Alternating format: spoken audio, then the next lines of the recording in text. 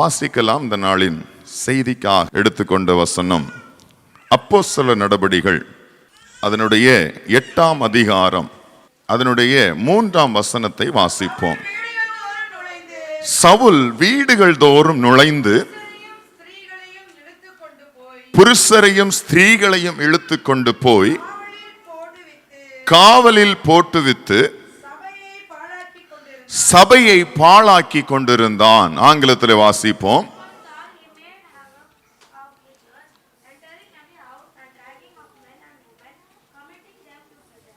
Amen. Praise the Lord.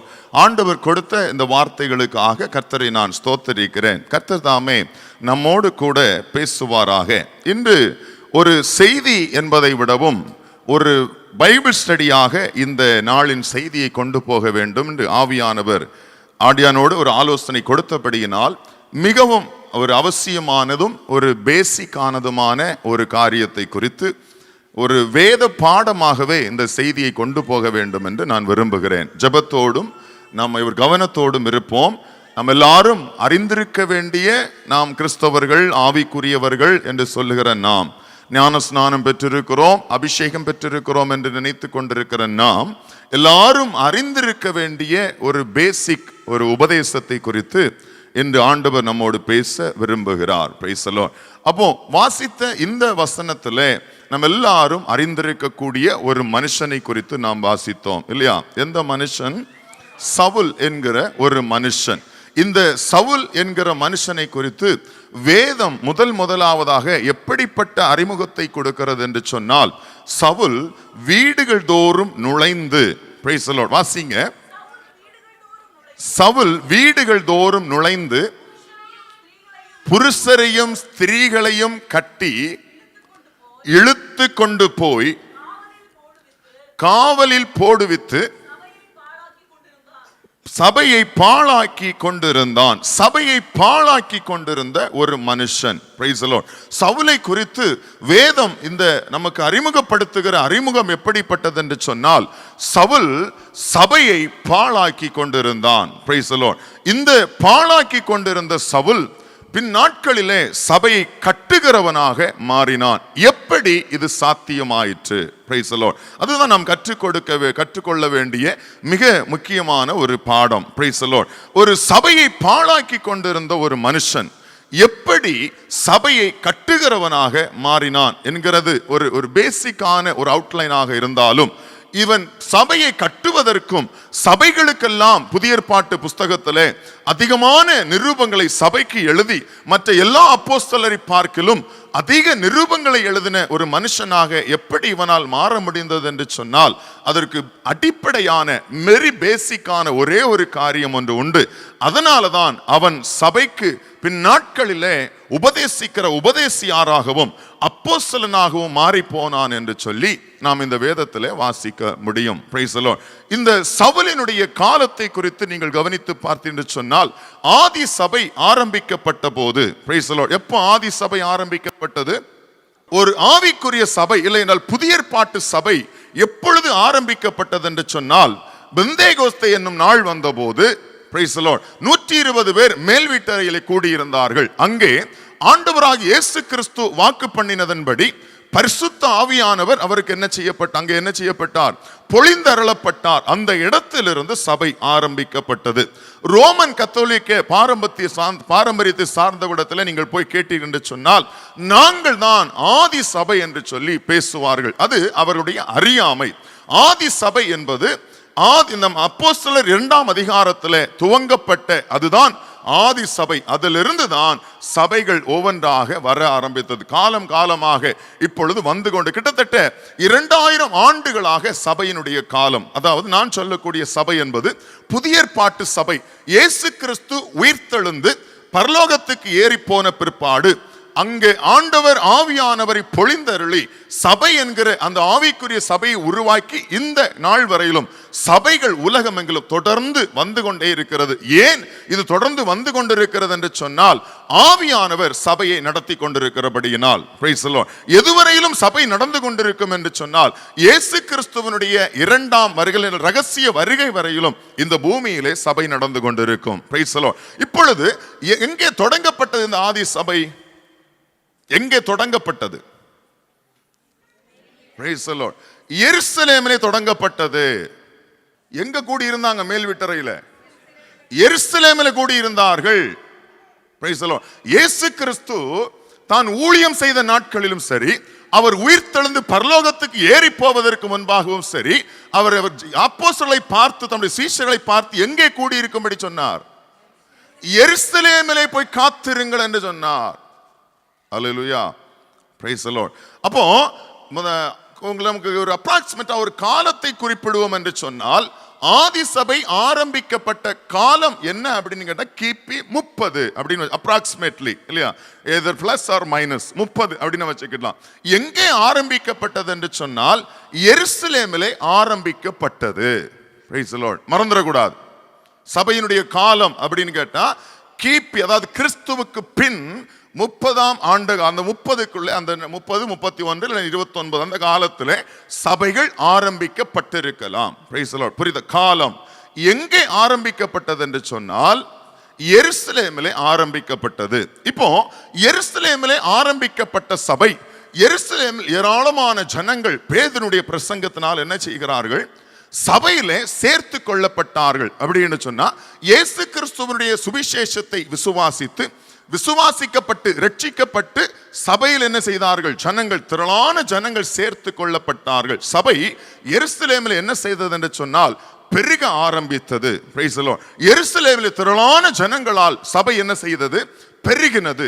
இப்படி பெருகி கொண்டிருந்த சபை ஆவியிலும் வசனத்திலும் பலவிதமான ஆவிக்குரிய காரியங்களிலும் தேவனுடைய வல்லமையான கிரியைகளிலும் பெருகி கொண்டிருந்த அந்த எருசலேம் சபைக்கு திடீரென்று ஒரு உபத்திரவம் வந்தது. Price the Lord. வாசிங்க அந்த அதிகாரத்தின் 1வது வசனம்.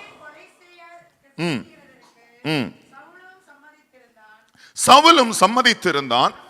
அக்காலத்திலே எருசலேமில் உள்ள சபைக்கு மிகுந்த துன்பம் உண்டாயிற்று. முதலாவதாக சபைக்கு உபத்திரவம் தொடங்கிற்று, உபத்திரவம் உண்டாயிற்று. சபை அப்படின்னு சொன்னாலே என்ன உண்டாகும்? உபத்திரவம் உண்டாகும். விசுவாசிகள் என்று சொன்னாலே என்ன உண்டு?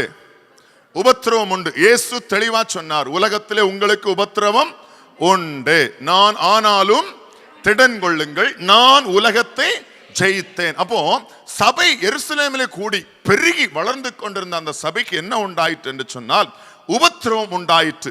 இந்த உபத்திரவத்திலே பெரும் பங்கு யாருக்கு இருந்தது என்று சொன்னால், பிரைஸ் தி லார்ட், சவுல் என்கிற ஒரு மனுஷனுக்கு, இல்லை என்றால் பரிசேயனுக்கு இருந்தது.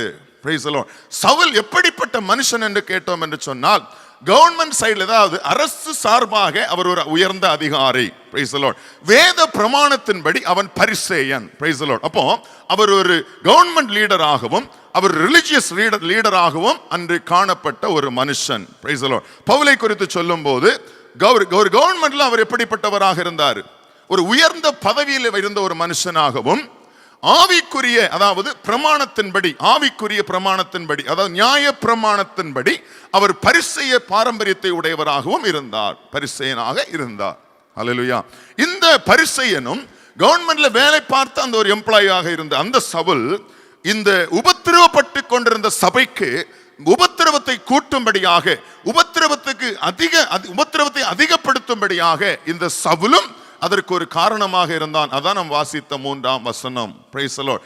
அங்க நாம் 1வது வசனத்தில் வாசித்தோம், எருசலேமில் இருந்த சபைக்கு மிகுந்த துன்பம் உண்டாயிற்று. Price the Lord. சவுல் மாத்திரமல்ல துன்பப்படுத்தினது, இன்னும் வேற கவர்மெண்ட்ல ரோமர்களில் அது அநேகர் இந்த இடத்துல உண்டு. Price the Lord. இவரும் அந்த ரோம அரசாங்கத்துக்கு வேலை பார்த்தவர்ங்கிறபடினாலே, இவருக்கும் சில அதிகாரங்கள் இருந்தபடியினாலே, இவர் அந்த அதிகாரத்தை உபயோகப்படுத்தி அந்த உபத்திரவ காலத்தில் இவரும் சபையை துன்பப்படுத்தின மனுஷனாக இருந்தார். Price the Lord. அதான் 1வது வசனம் திரும்ப வாசிங்க.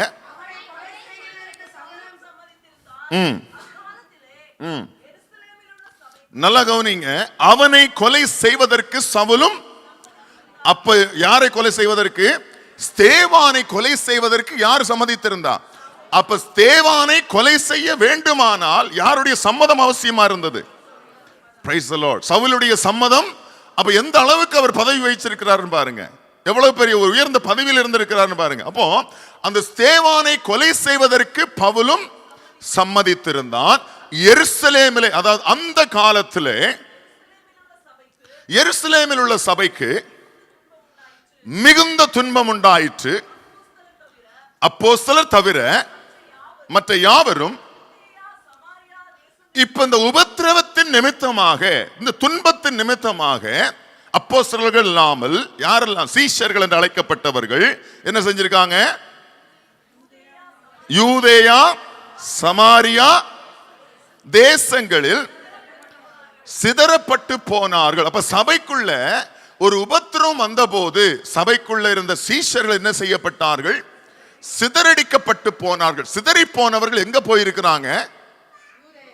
யூதேயா சமாரியா. Praise the Lord. இந்த யூதேயா சமாரியா தேசங்களிலே சிதறடிக்கப்பட்டு போனார்கள்.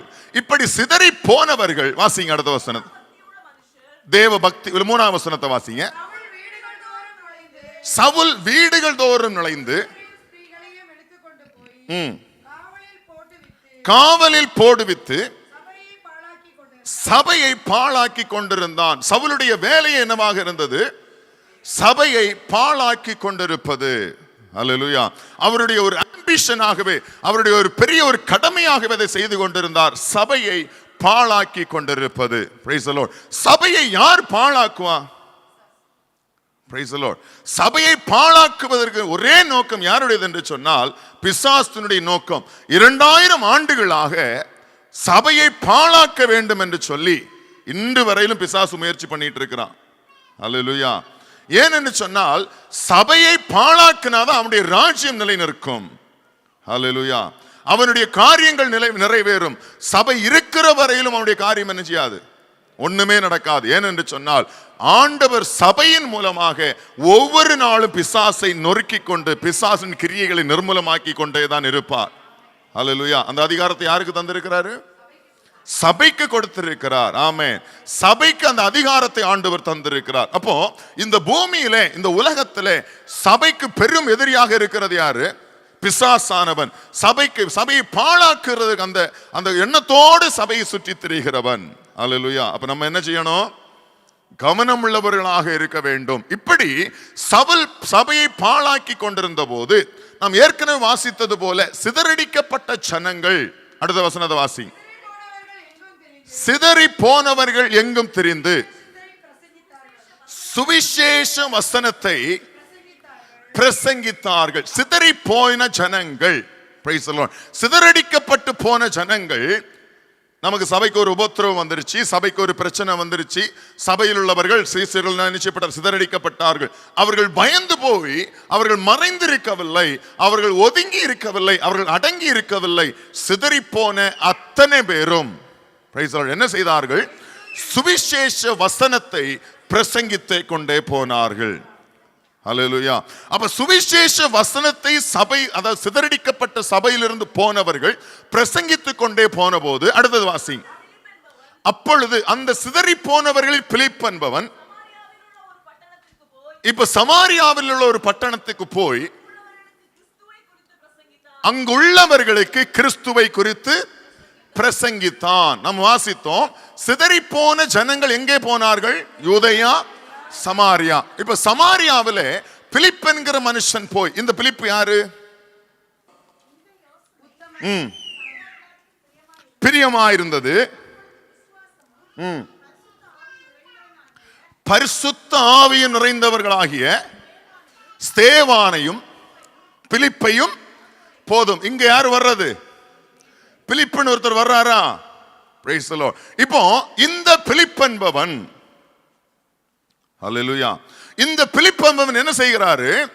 சமாரியாவில் சிதறடிக்கப்பட்டு போகிறார். அங்கே சமாரியாவில் போன போது பிலிப் என்ன செய்கிறார் என்று சொன்னால், நம்ம பிலிப்பை குறித்து வேதம் சொல்லுகிறது, ஆவியிலே பலன் கொண்ட ஒரு மனுஷன். ஸ்தேவான் எப்படி ஆவியிலே பலன் கொண்டிருந்தாரோ, பிலிப்புவும் அதே போல ஆவியிலே பலன் கொண்டிருந்த ஒரு மனுஷன். இப்ப சமாரியாவிலே பிரவேசித்த போது அவர் அங்க என்ன செய்கிறார்னு சொன்னால், சபையினுடைய உபத்திரவத்தை பார்த்து, சபை நிமித்தமாய் நம்ம உபத்திரப்பட்டு துரத்தப்பட்டதை நினைத்து அவர்கள் அடங்கி இருக்காமல் சுவிசேஷ வசனத்தை பிரசங்கித்துக் கொண்டே இருந்தார்கள். Price the Lord. எங்கே பிரசங்கித்தார்? சமாரியாவிலே. மறந்து போக கூடாது. பிலிப்பு எங்கே சுவிசேஷத்தை பிரசங்கித்தார்? சமாரியாவிலே பிரசங்கித்தார். சபை சிதறடிக்கப்பட்ட போது எங்கெல்லாம் அனுப்பப்பட்டது? யூதேயா, சமாரியா. Praise the Lord. பிலிப்பு எங்க பிரசங்கிக்கிறார்? சமாரியாவிலே பிரசங்கிக்கிறார். பிரசங்கித்துக் கொண்டிருக்கிற பிலிப்பு, வாசிங்க. பிலிப்பு செய்த அதிசயங்களை ஜனங்கள் கேள்விப்பட்டு,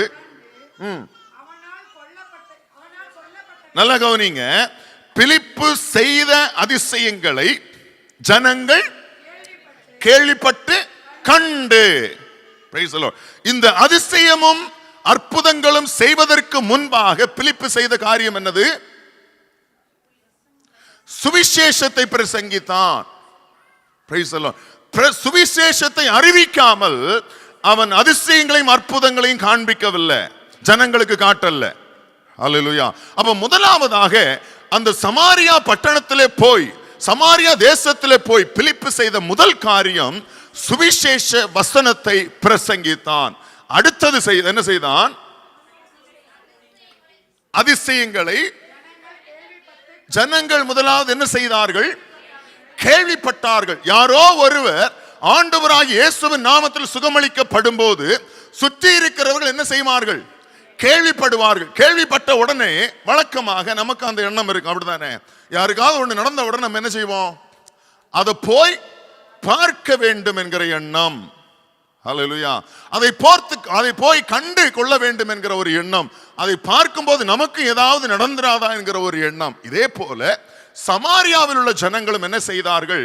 யாருக்கோ ஒருவருக்கு அற்புதம் நடந்த போது அதை கேள்விப்பட்டார்கள். கேள்விப்பட்ட மாத்திரத்தில் அதை என்ன செய்தார்கள்? கண்டார்கள். கண்டு அதாவது திரளான கூட்டத்தார் இப்ப என்ன செய்கிறாங்க? வந்துட்டாங்க. வந்த போது அடுத்தது என்ன நடந்தது? அவனால் சொல்லப்பட்டவைகளை என்ன செய்தார்கள்? ஒருமனப்பட்டு கவனித்தார்கள். நல்லா கவனிங்க. முதலாவது கேள்விப்பட்டார்கள், அடுத்தது என்ன செய்தார்கள்? கண்டார்கள். Price the Lord. அப்படி காண வந்தவர்களுக்கு அவர் என்ன செய்திருக்கிறாரு? என்ன செய்திருக்கிறாரு? சொல்லி இருக்கிறார். என்ன சொல்லி இருப்பாரு? எல்லாம் நல்லா இருக்கீங்களா? சாப்பிட்டு தானே வந்திருப்பீங்க. அப்படியே கேட்டாரு? இல்ல, சுவிசேஷத்தை பிரசங்கித்தான் அவன். ஹல்லேலூயா. முதலாவது சமாரியாவுக்குள்ளே பிரவேசித்த பிலிப்பு சுவிசேஷத்தை பிரசங்கித்து அதிசயத்தையும் அற்புதத்தையும் செய்தான். அதை கேள்விப்பட்டார்கள், கண்டார்கள். காண வந்த ஜனங்களுக்கு பிலிப்பு என்ன செய்தான்? சுவிசேஷத்தை மீண்டும் பிரசங்கித்தான். Price the Lord. பிரசங்கித்த போது அடுத்தது வாசிங்க. இப்ப என்ன நடக்குது? சுவிசேஷத்தை கேட்ட ஜனங்கள், சுவிசேஷ வசனத்தை கேட்ட ஜனங்களுக்குள் என்ன உண்டாயிற்று? அசுத்த ஆவிகளும் மிகுந்த சத்தத்தோட கூப்பிட்டு அவர்களை விட்டு புறப்பட்டது. அநேக திமிர்வாதக்காரனும் சப்பானிகளும் குணமாக்கப்பட்டார்கள். Price the Lord. இப்போ என்ன சம்பவம் நடக்குது? காண வந்த ஜனங்களுக்கு பிரைஸ் தி லார்ட் சுவிசேஷத்தை பிரசங்கிக்கிறார். சுவிசேஷத்தை கேட்ட மாத்திரத்தில் அநேக ஜனங்களுக்குள்ளாக இருந்த அசுத்த ஆவிகள் என்ன செய்தது? மகா சத்தமிட்டு, மிகுந்த சத்தமிட்டு அலறி ஓடினது.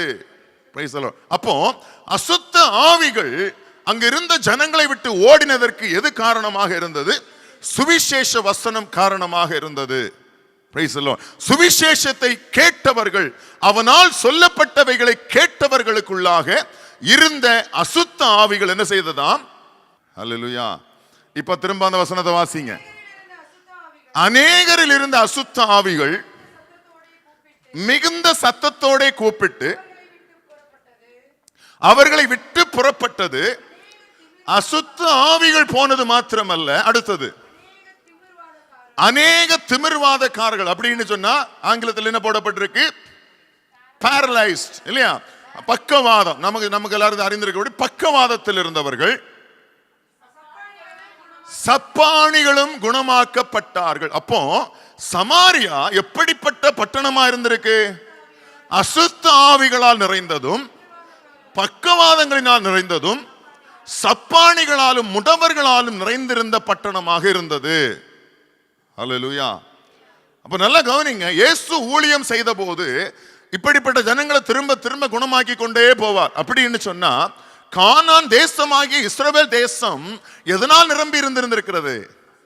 அசுத்த ஆவிகளாலும், முடவர்களாலும், திமிர்வாதக்காரர்களாலும், சப்பாணிகளாலும் நிறைந்திருந்தது.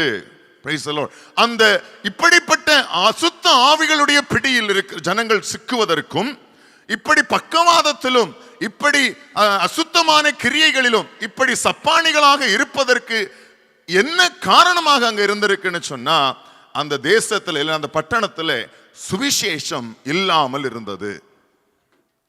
ஹல்லேலூயா. அப்ப சுவிசேஷம் இல்லாத இடங்களில் என்ன குடிகொண்டிருந்தது?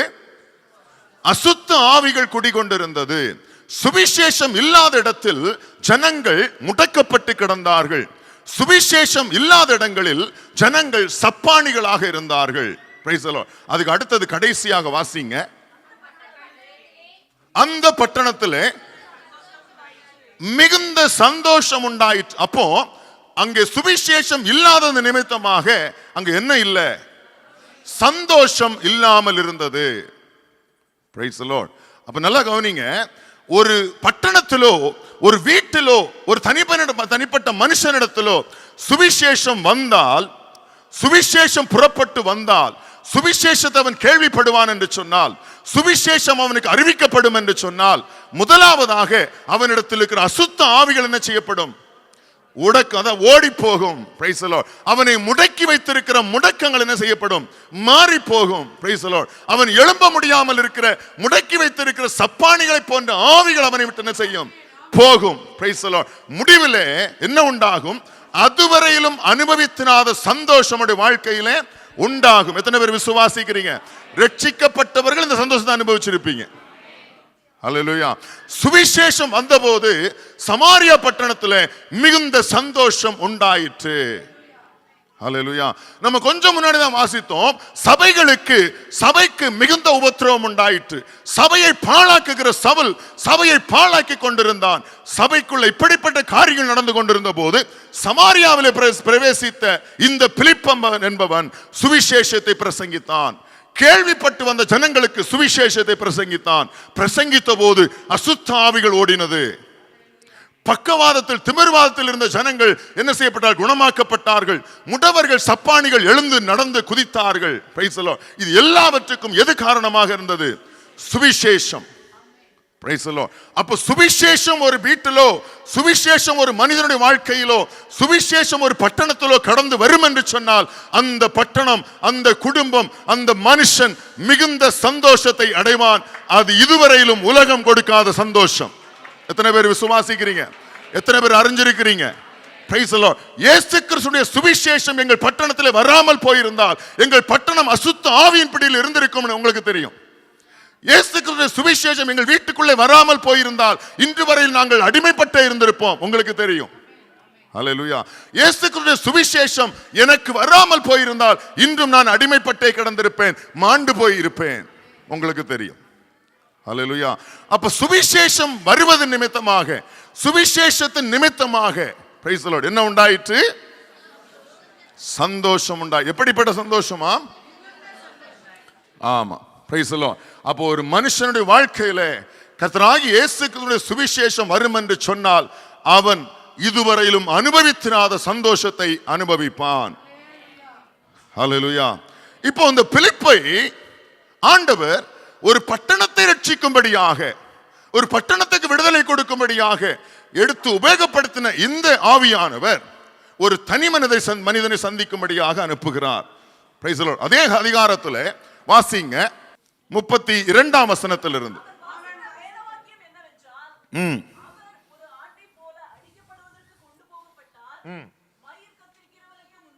மயிர் கத்தரிக்கிறவனுக்கு முன்பாக சத்தமிடாதிருக்கிற ஆட்டுக்குட்டியை போல அவர் தம்மை தாழ்த்தின போது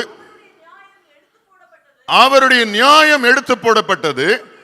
அவருடைய ஜீவன் பூமியிலிருந்து எடுபட்டு போயிற்று. அவருடைய வம்சத்தை யாராலே சொல்லி முடியும் என்பது. யார் இந்த மனுஷன்? இவர் இந்த ஏசாயா புஸ்தகம் 53ஆம் அதிகாரத்தை வாசித்துக் கொண்டு போகிறார். யார் இந்த மனுஷன் என்று சொன்னால், வாசிங்க 26ல இருந்து.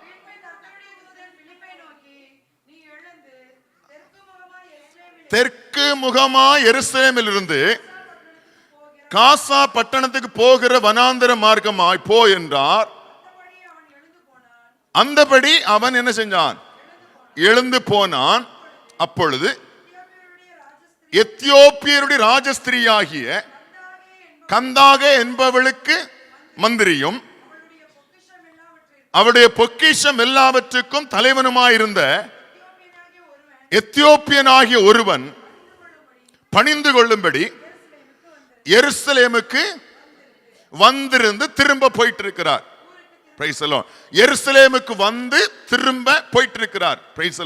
எருசலேமுக்கு இவர் வரும்போது எருசலேமுடைய நிலைமை என்னது? எருசலேம் அதாவது தேவாலயம், எருசலேம் ஆலயம் என்ன செய்யப்படும்? மகா துன்பத்தில் இருந்த அந்த காலம், மகா உபத்திரவத்தில் இருந்த அந்த காலம். அந்த காலத்தில் இந்த மனுஷன் என்ன செய்கிறான்? எருசலேமிலே வந்து பணிந்து கொண்டு திரும்ப போய்கொண்டிருக்கிறான். போய்கொண்டிருக்கும் போது நமக்கு வழக்கமான பழக்கம் இருக்கு. நீங்க ஊருக்கு போகும்போதோ இல்லை டிராவல் பண்ணும் போதோ ஆனந்த விகடன், குமுதம், குங்குமம் அப்படின்னு ஏதாவது வச்சிருப்பீங்க, அப்படிதானே? படிச்சுட்டே போவீங்க இல்லையா? இப்ப யாரும் எதிர்த்துட்டு போறதில்லை. நம்ம கையில் என்ன வந்துருச்சு? மொபைல் வந்ததுனால இப்ப நம்ம புக் எடுக்கிற பழக்கம் இல்லை. ஆனா மொபைல் வர்றதுக்கு முன்னாடி எல்லாரும் எது வச்சிருப்பாங்க? புக் வச்சிருப்பாங்க. புத்தகங்கள் இல்லைன்னு சொன்னா சிலர் என்ன செய்ய முடியாது, டிராவல் பண்ண முடியாது. இது பழக்கம், புரியுதா? இந்த பழக்கத்தின்படி இவர் எருசலேமில் இருந்து எத்தியோப்பியாவுக்கு டிராவல் பண்ற போது ஒரு புஸ்தகத்தை எடுத்து வாசிக்க. அதாவது நம்ம நினைக்கிறது போல பைபிள் அல்ல, சுருள். சுருள் சுருட்டி தான் அன்னைக்கு அந்த காலத்தில் வச்சிருப்பாங்க. ஏசாயா புஸ்தகத்தின் 53வது அதிகாரத்தை எடுத்து என்ன செய்கிறாரு? அந்த சுருளை எடுத்து கையில் எடுத்து வாசிச்சுட்டே போறார். அப்படின்னு சொன்னா ரதத்துல போய் குதிரை வண்டியில போயிட்டு இருக்காருன்னு வைங்களேன். குதிரை அது பாட்டுக்கு போயிட்டு இருக்குது. இவர் வண்டியில உட்கார்ந்து எதை படிச்சிட்டு இருக்காரு? இந்த ஏசாயா தீர்க்கதரிசியின் புஸ்தகத்தை வாசிச்சுட்டு இருக்கிறார். வாசிச்சு கொண்டிருக்கும் போது அந்த நேரத்தில் பிலிப்புவை ஆவியானவர் சொல்றாரு, அந்த ரதத்தோடு போய் சேர்ந்து கொள். இப்ப பிலிப்பு ஆவியானவர் மூலமாக ரதத்திலே கொண்டு என்ன செய்யப்படுகிறார்? சேர்க்கப்படுகிறார். சேர்க்கப்படும் போது பிலிப்பு கண்டது என்னது? இந்த மனுஷன் 53ஆம் அதிகாரத்தை வாசிச்சுட்டு இருக்கிறார். வாசிச்சுட்டு இருக்கும் போது இவர் படிக்கிறாரு படிச்சுக்கிட்டே இருக்காரு. ஆனாலும் அந்த அதிகாரத்தில் சொல்லப்பட்ட வசனம் புரியவே இல்லை. அல்லேலூயா. நம்மளை போல எத்தனையோ முறை பைபிள் படிக்கிறோம், ஆனால் நமக்கு என்ன செய்ய மாட்டேங்குது? புரிய மாட்டேங்குது. ஆனா ஒரு குங்குமத்திலேயோ ஒரு குமுதத்திலேயோ ஒரு ஆனந்த விகடன்ல உள்ளதோ 10 வருஷத்துக்கு முன்னாடி படிச்சதுனாலும் நமக்கு அப்படியே கப்புன்னு இருக்குது. ஹல்லேலூயா. இது சாதாரண ஒரு விஷயம் இல்லையா? இவரும் என்ன செய்யற? நம்மளை போல படிக்கிறார். ஒரு வாட்டிக்கு 3 வாட்டி படிக்கிறார். படிச்சிட்டு இருக்கிற நேரத்தில் புரியாம மண்டையை குழப்பிட்டு இருந்த நேரத்தில் யாரு வர்றா? பிலிப்பு அந்த இடத்துல வர்றார். வந்தபோது இப்ப சந்தேகத்தை கிளியர் பண்றார். நான் படிச்சிட்டு இருக்கிறேன், ஒரு நபரை குறித்து சொல்லப்பட்டிருக்குன்னு மட்டும் எனக்கு தெரியுது. அவருக்கு அண்டர்ஸ்டாண்ட் பண்ணது என்ன? எவ்வளவு தூரம்? தீர்க்கதரிசி ஒரு நபரை குறித்து எழுதியிருக்கிறார் என்பது எனக்கு தெரிஞ்சிருச்சு. இந்த தீர்க்கதரிசி சொல்லுகிற நபர் யார்? அதான் கேள்வி. வாசிங்க. அவன் வாசித்த வேத வாக்கியம் என்னவென்றால், அவர் ஒரு ஆட்டை போல அடிக்கப்படுவதற்கு கொண்டு போகப்பட்டார். மயிர் கத்தரிக்கிறவனுக்கு முன்பாக சத்தமிடாதிருக்கிற ஆட்டுக்குட்டியை போல அவர் தமது வாயை திறவாதிருந்தார். அவர் தம்மை தாழ்த்தின போது அவருடைய நியாயம் எடுத்து போடப்பட்டது. அவருடைய ஜீவன் பூமியிலிருந்து எடுபட்டு போயிற்று. அவருடைய வம்சத்தை யாராலே சொல்லி முடியும் அப்படின்னு சொல்லி வாசிச்சிட்டு இருக்கிறார். இப்போ 34ஆம் வசனத்தை வாசிங்க. இப்ப பிலிப்பை பார்த்த உடனே மந்திரி அவரை நோக்கி, தீர்க்கதரிசி யாரை குறித்து இதை சொல்லுகிறார்? தம்மை குறித்தோ வேறொருவரை குறித்தோ எனக்கு சொல்ல வேண்டும் என்று கேட்டுக்கொண்டான். இப்ப மந்திரி பிலிப்பை பார்த்த மாத்திரத்துல ஒரு கேள்வி கேட்கிறார். ஒரு நபரை குறித்து கொடுக்கப்பட்டிருக்கிறது, அது தீர்க்கதரிசியாகி அவரை குறித்தோ, அதாவது ஏசாயா தீர்க்கதரிசி அவரை தான் சொல்லுகிறாரோ இல்லை இனி வேறொரு நபரை குறித்து எழுதுகிறாரோ, எழுதி வைத்திருக்கிறாரோ? இந்த கேள்வி கேட்ட மாத்திரத்தில் வாசிங்க. அப்பொழுது பிலிப்பு என்ன பண்ணாரு? பேச தொடங்கி. என்ன பேசியிருப்பாரு? வாசிங்க. இந்த வேத வாக்கியத்தை, எந்த வேத வாக்கியத்தை? பிலிப்பு, அதாவது மந்திரி வாசித்துக் கொண்டிருந்த அந்த வேத வாக்கியத்தை முன்னிட்டு இயேசுவை குறித்து அவனுக்கு பிரசங்கித்தான். இப்போ நல்லா கவனிங்க.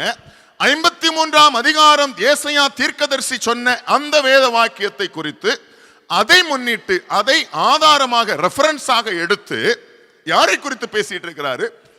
இயேசு கிறிஸ்துவை குறித்து பிரசங்கித்து விவரித்து காண்பித்தான். ஹல்லேலூயா. அப்போ பிலிப்பு இங்கே மந்திரிடத்துல என்ன பேசி இருப்பார்? இயேசு கிறிஸ்துவினுடைய சுவிசேஷத்தை பிரசங்கித்தான். ஹல்லேலூயா. சமாரியா பட்டணத்திலே சிதறிப்போன பிலிப்பு சுவிசேஷத்தை பிரசங்கித்தான். ஆவியானவர் மூலமாக மந்திரியிடத்தில் கொண்டு வரப்பட்ட பிலிப்பு, அவர் கொண்டு வரப்பட்ட போது வாசித்துக் கொண்டிருந்த வேத வாக்கியத்தை எடுத்து வைத்து இயேசு கிறிஸ்துடைய சுவிசேஷத்தை பிரசங்கித்தான். ஹல்லேலூயா. வாசிங்க. இப்படி அவர்கள் வழி நடந்து போகையில், இப்ப நல்லா கவனிங்க, சுவிசேஷத்தை பிரசங்கித்தே நடந்து கொண்டு போய் கொண்டிருக்கிறார்கள். அவர்கள் நடந்து கொண்டு போன மாத்திரத்தில் என்ன வந்தது? வழியில தண்ணீர் வந்தது.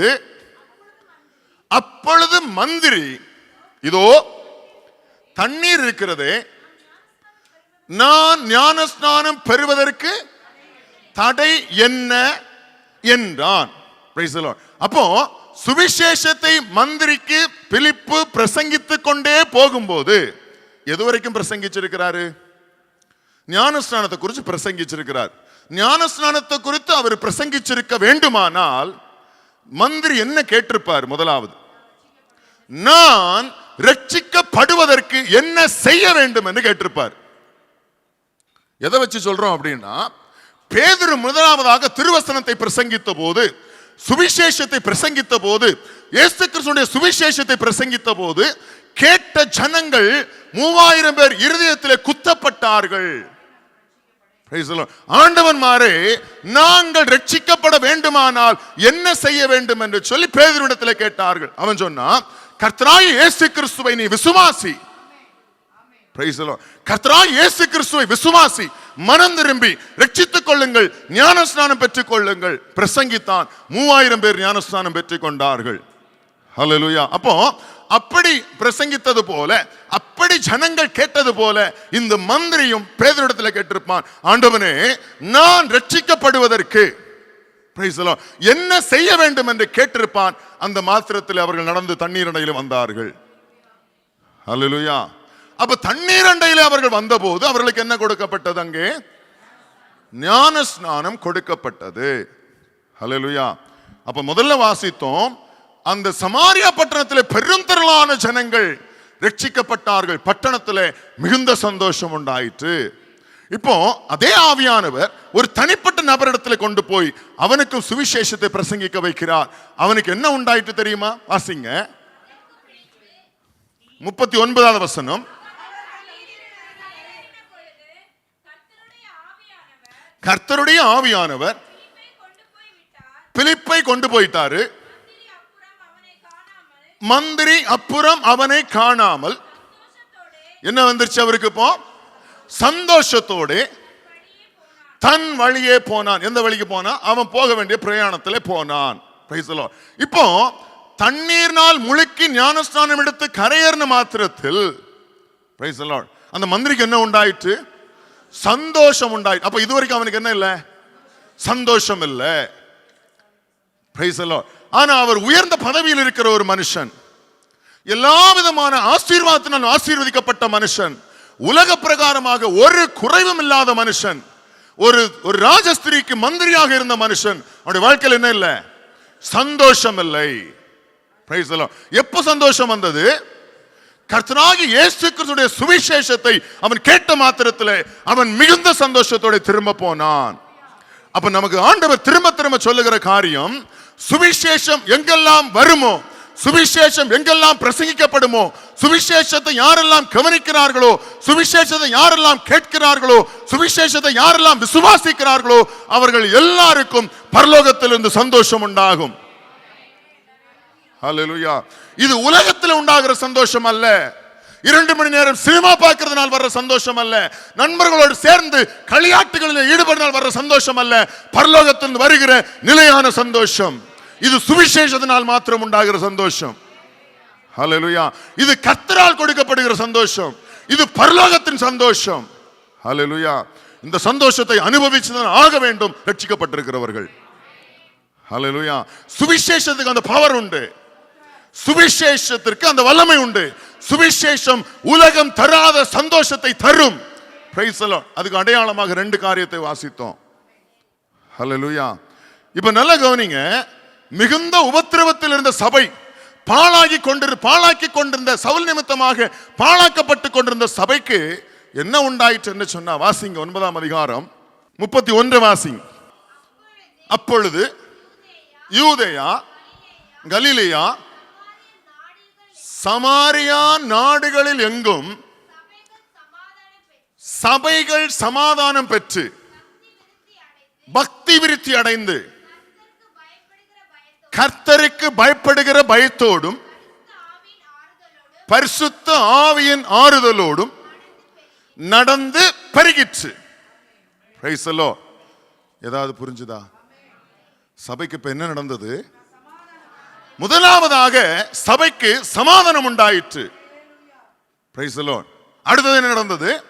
சபையிலே பக்தி விருத்திக்கு ஏதுவானவும், அடுத்தது கர்த்தருக்கு பயப்படுகிற பயமும் பரிசுத்த ஆவியானுடைய ஆறுதலும், முடிவிலே பெருக்கமும். ஹல்லேலூயா. 5 காரியங்கள் சபைக்கு நடந்தது. இப்ப இதுல இருந்து என்ன ஆண்டவர் நமக்கு கற்றுக் கொடுக்கிறார்? சுவிசேஷம் ஒரு மனுஷனுடைய வாழ்க்கையிலே, சுவிசேஷம் ஒரு வீட்டிலே, சுவிசேஷம் ஒரு பட்டணத்திலே வரும் என்று சொன்னால், சுவிசேஷம் ஒரு சபையில் இருக்கும் என்று சொன்னால், சபைக்கு என்ன உண்டாகும்? சமாதானம் உண்டாகும். சபை பக்தி விருத்தி அடையும். சபை கர்த்தருக்கு பயப்படுகிற பயத்திலே வளரும். சபையிலே பரிசுத்த ஆவியானுடைய ஆறுதல் உண்டாகும். சபையிலே பெருக்கம் உண்டாகும். Price the Lord. பெருக்கம் அப்படின்னு நினைக்கும் போது எப்பொழுதுமே ஆண்டவர் ஒரு பார்ட் மட்டும் ஆசீர்வதிக்கிறவர் அல்ல. இந்த பூமியில் இருக்கிற நமக்கு ஆண்டவர் எப்பொழுதுமே டபுள் போர்ஷன் கொடுப்பார். எத்தனை பேருக்கு தெரியும்? இந்த பூமிக்குரிய நன்மையினாலும் ஆவிக்குரிய பரலோகத்தின் நன்மையினாலும் கர்த்தர் எப்பொழுதும் ஆசீர்வதிக்க உண்மை உள்ளவராக இருக்கிறார். தெரியுமா தெரியாதா? ஆமென். அப்போ பெருகின சபை பெருகிட்டு அப்படின்னு சொன்னா, ஹல்லேலூயா, திரளான ஜனங்கள் பெருகி இருக்கலாம். ஜனங்களுடைய ஆசீர்வாதங்கள், உலக பிரகாரமான ஆசீர்வாதம் சபையிலே பெருகி இருக்கலாம். மூன்றாவதாக பரிசுத்த ஆவியின் மூலமாக ஆவிக்குரிய நன்மைகளிலே சபை என்ன செய்திருக்க வேண்டும்? பெருகி இருக்க வேண்டும். ஹல்லேலூயா. கர்த்தருடைய பெருக்கம் அப்படிப்பட்டதுதான். கர்த்தரை பெருக பண்ணுவார் என்று சொன்னால் ஒரு பாட்டை மட்டும் பெருக பண்ணுகிறவர் அல்ல. ஹல்லேலூயா. நீ பூமியிலும் பெருகுவாய் என்று சொன்னால் ஆவிக்குரிய நன்மையிலும் கர்த்தரை பெருக பண்ணுவார். எத்தனை பேருக்கு தெரியும்?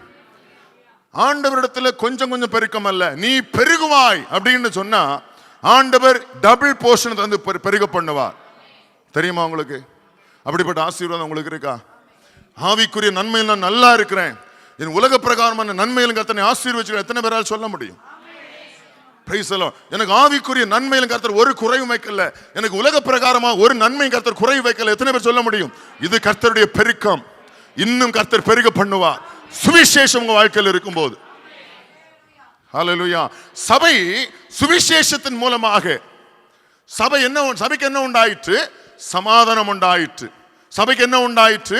பக்தி விருத்தி. சபைக்கு என்ன உண்டாயிற்று? கர்த்தருக்கு பயப்படுகிற பயம். சபைக்கு என்ன உண்டாயிற்று? பரிசுத்த ஆவியானுடைய ஆறுதல். சபைக்கு என்ன உண்டாயிற்று? பெருக்கம் உண்டாயிற்று. இது சுவிசேஷம் எங்கெந்த சபைகளிலே இயேசு கிறிஸ்து சுவிசேஷம் எங்கெல்லாம் காணப்படுகிறதோ அங்க இதெல்லாம் நடக்கும். இது சபைக்கும் பொருந்தும், வீட்டுக்கு பொருந்தும், பட்டணத்துக்கு பொருந்தும், உங்களுடைய தனிப்பட்ட வாழ்க்கைக்கு பொருந்தும். ஹல்லேலூயா. இப்ப சபை என்ன செய்தது? பெருக்கத்துக்குள்ளாக போனது. நல்லா கவனிங்க. சபையை பாழாக்கி கொண்டிருந்த ஒரு மனுஷன், பிரைஸ் தி லார்ட், இப்போ அது அடுத்த அதிகாரம் வரும்போது சபை இப்ப பாழாக்குதலுக்குள்ள இல்ல, சபை பெருக்கத்துக்குள்ள போயிருச்சு. அப்ப இந்த நடுவுல ஒரு மனுஷனை கர்த்தர் சந்தித்தார். அவர்தான் நம்ம வாசித்த சவுல். ஹல்லேலூயா. இப்ப யூதேயா பட்டணத்துக்கு எப்படி, சமாரியா பட்டணத்துக்கு எப்படி சுவிசேஷத்தினால் சந்தோஷம் உண்டாயிற்றோ, எப்படி அந்த மந்திரிக்கு சுவிசேஷத்தினால் சந்தோஷம் உண்டாயிற்றோ, ஹல்லேலூயா, இப்போ சபை பாழாக்கி கொண்டிருந்த அந்த மனுஷன் மூலமாக சபைக்கு என்ன உண்டாயிற்று? பெருக்கம் உண்டாயிற்று. ஹல்லேலூயா. இது எப்படி சாத்தியம்? எப்படி இது நடக்கும்? சபையை பாழாக்குனவனே இப்ப சபைக்கு எப்படி ஆசீர்வாதமா மாறினான்? ஹல்லேலூயா. சுவிசேஷம். Price the Lord. சுவிசேஷம் ஒரு மனுஷனை சந்தித்த மாத்திரத்தில் அந்த மனுஷனே அதே சபைக்கு ஆசீர்வதிக்கப்பட்டவனாய் ஆசீர்வாதம் உள்ளவனாய் மாறினான். இதை எப்படி சாத்தியம் என்று சொன்னால் சுவிசேஷத்தினால் சாத்தியம். ஹல்லேலூயா. இப்போ இந்த சவுல் என்கிற மனுஷன் என்ன செய்கிறான் அப்படின்னா, நம்ம வாசித்தபடி சபையை துன்பப்படுத்தி பாழாக்கி கொண்டிருக்கிறான். இவன் எருசலேமிலே பாழாக்கினது மாத்திரம் அல்லாமல் இப்போ ஒரு 150 மைல் தூரம் கடந்து போய், 150 மைல் தூரம் கடந்து போய் தமஸ்கு என்கிற பட்டணத்திற்கு போய் இவனுக்கு இருக்கிற அதிகாரத்தின்படி, பிரைஸ் தி லார்ட், இவனுடைய அதிகாரத்தை உபயோகப்படுத்தி, பிரைஸ் தி லார்ட், பிரதான ஆசாரியரிடத்தில் கடிதத்தை பெற்றுக்கொண்டு எங்க டிராவல் பண்ணிட்டு இருக்கிறான் அப்படின்னா, ஒரு 150 மைல் தூரம் குதிரையிலே பிரயாணம் பண்ணி கொண்டிருக்கிறார். என்ன நோக்கம் தெரியுமா? இந்த எருசலேமின் சபையை பாழாக்கினது மாத்திரமல்ல, தமஸ்குவில் இருக்கிற சபையும் என்ன செய்ய வேண்டும்? பாழாக்க வேண்டும். இதுதான் சவுலினுடைய தமஸ்கு பிரயாணத்தினுடைய நோக்கம். ஹல்லேலூயா. எப்போ எருசலேமிலிருந்து அதிகாரத்தை பெற்றுக்கொண்டு தமஸ்குவுக்கென்று பிரயாணத்தை தொடங்கினானோ அப்பொழுதே கர்த்தர் அவனை தொடர ஆரம்பித்தார். ஹல்லேலூயா. இயேசு கிறிஸ்து அவனை தொடர ஆரம்பித்தார். Price the Lord. அவன் அந்த டெஸ்டினேஷன் போய் ரீச் ஆகிறதுக்கு முன்னாகவே கர்த்தரை சந்தித்தான். இல்லை என்று சொன்னா கர்த்தர் அவனை சந்தித்தார். வாசிங்க 9ஆம் அதிகாரம்.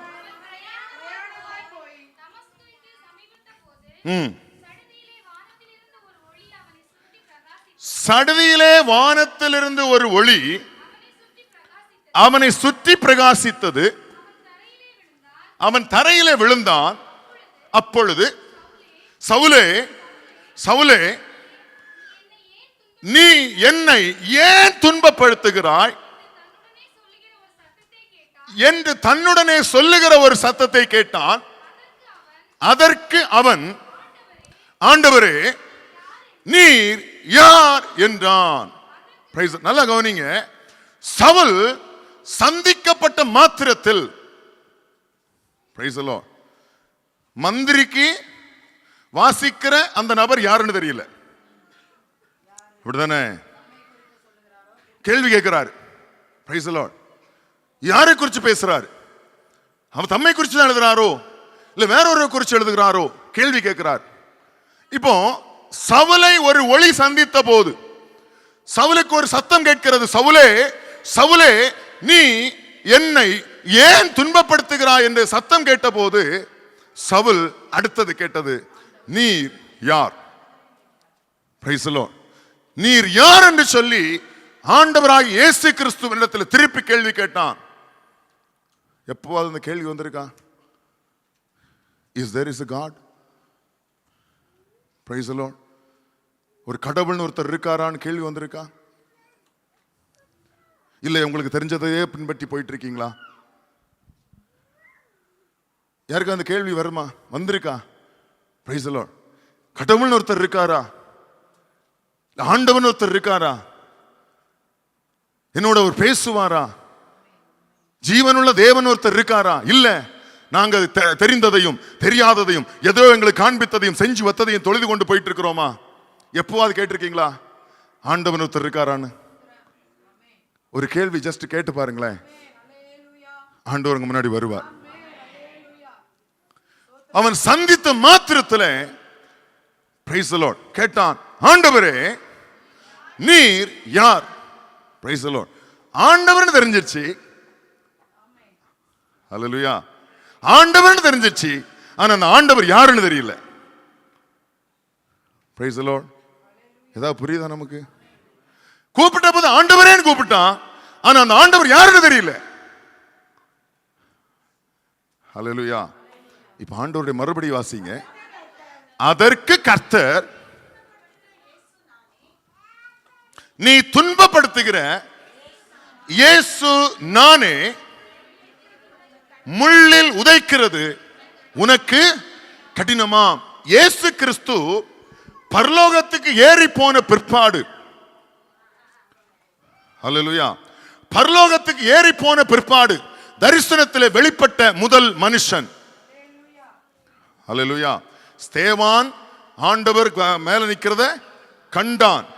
Price the Lord. ஆனா இங்கே இயேசு பவுலை சந்தித்தார். Price the Lord. சந்திக்கிறார். ஆண்டு இயேசு சொல்றார், நீ துன்பப்படுத்துகிற இயேசு நானே. Price the Lord. இப்போ இயேசுவை எங்க பவுல் துன்பப்படுத்தினாரு? சபையை துன்பப்படுத்தினார். ஹல்லேலூயா.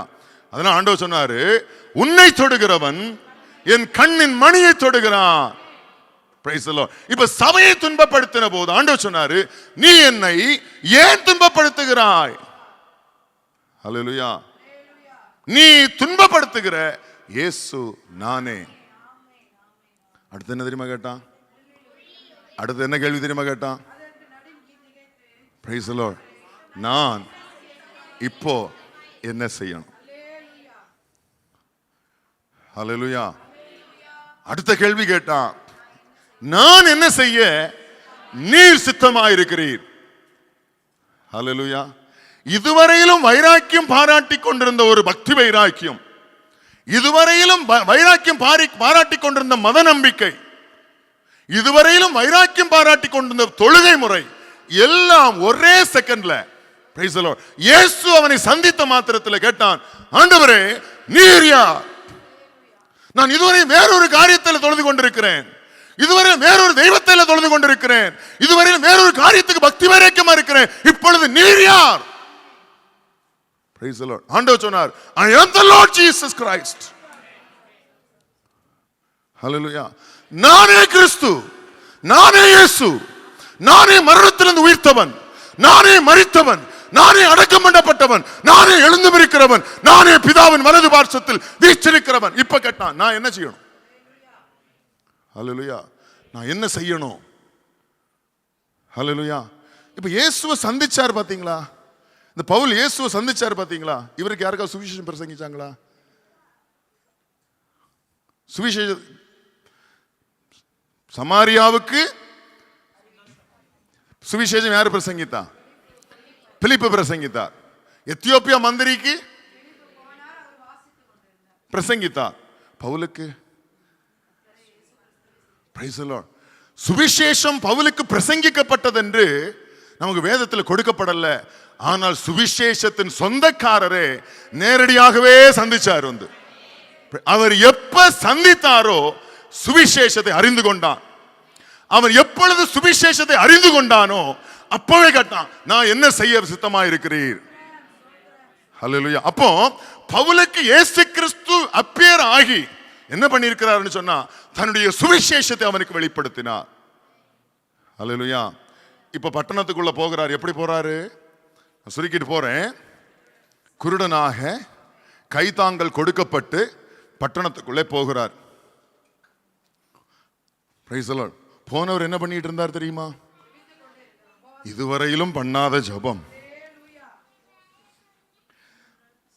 5 முறை தொழுகிற அந்த பழக்கம், எருசலேமை பார்த்து தொழுகிற பழக்கம், எருசலேமை நம்ம பார்த்து கும்பிடுற பழக்கம் பவுலுக்கு இப்ப இல்ல. எருசலேம் தேவாலயம் எங்க இருக்கோ அங்கே திரும்பி ஜபிக்கிற ஜபம் இப்ப இல்ல பவுல்கிட்ட.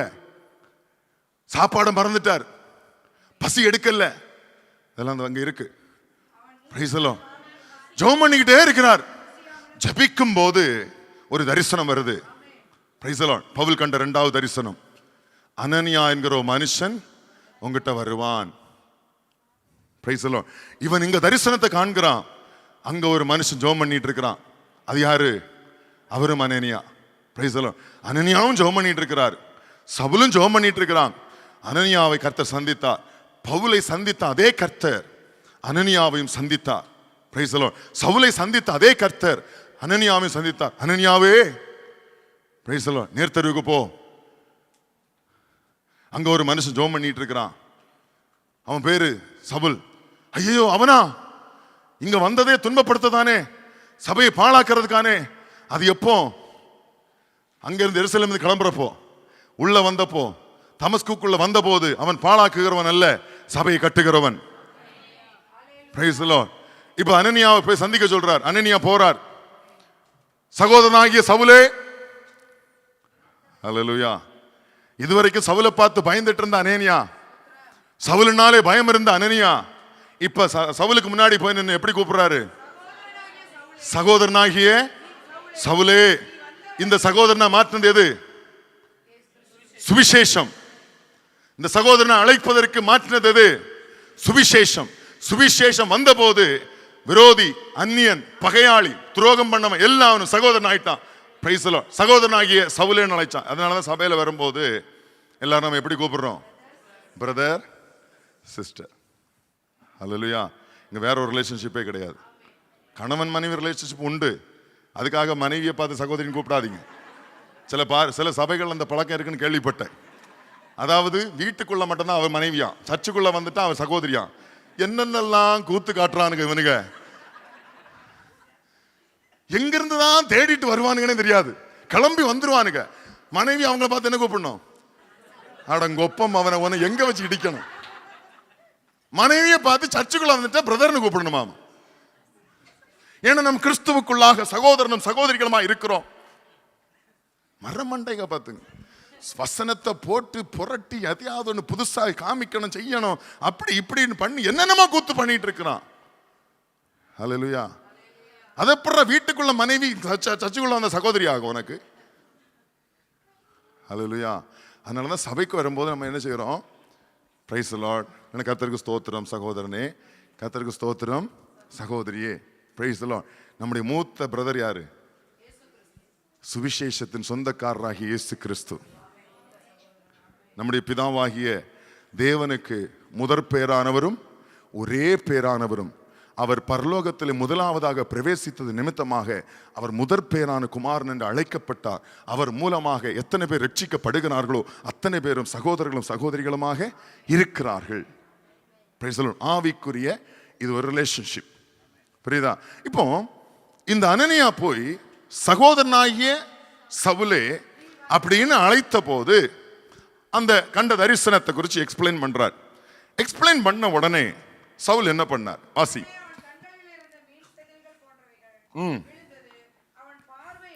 அவன் பார்வை அடைந்து எழுந்திருந்து ஞான ஸ்நானம் பெற்றான்.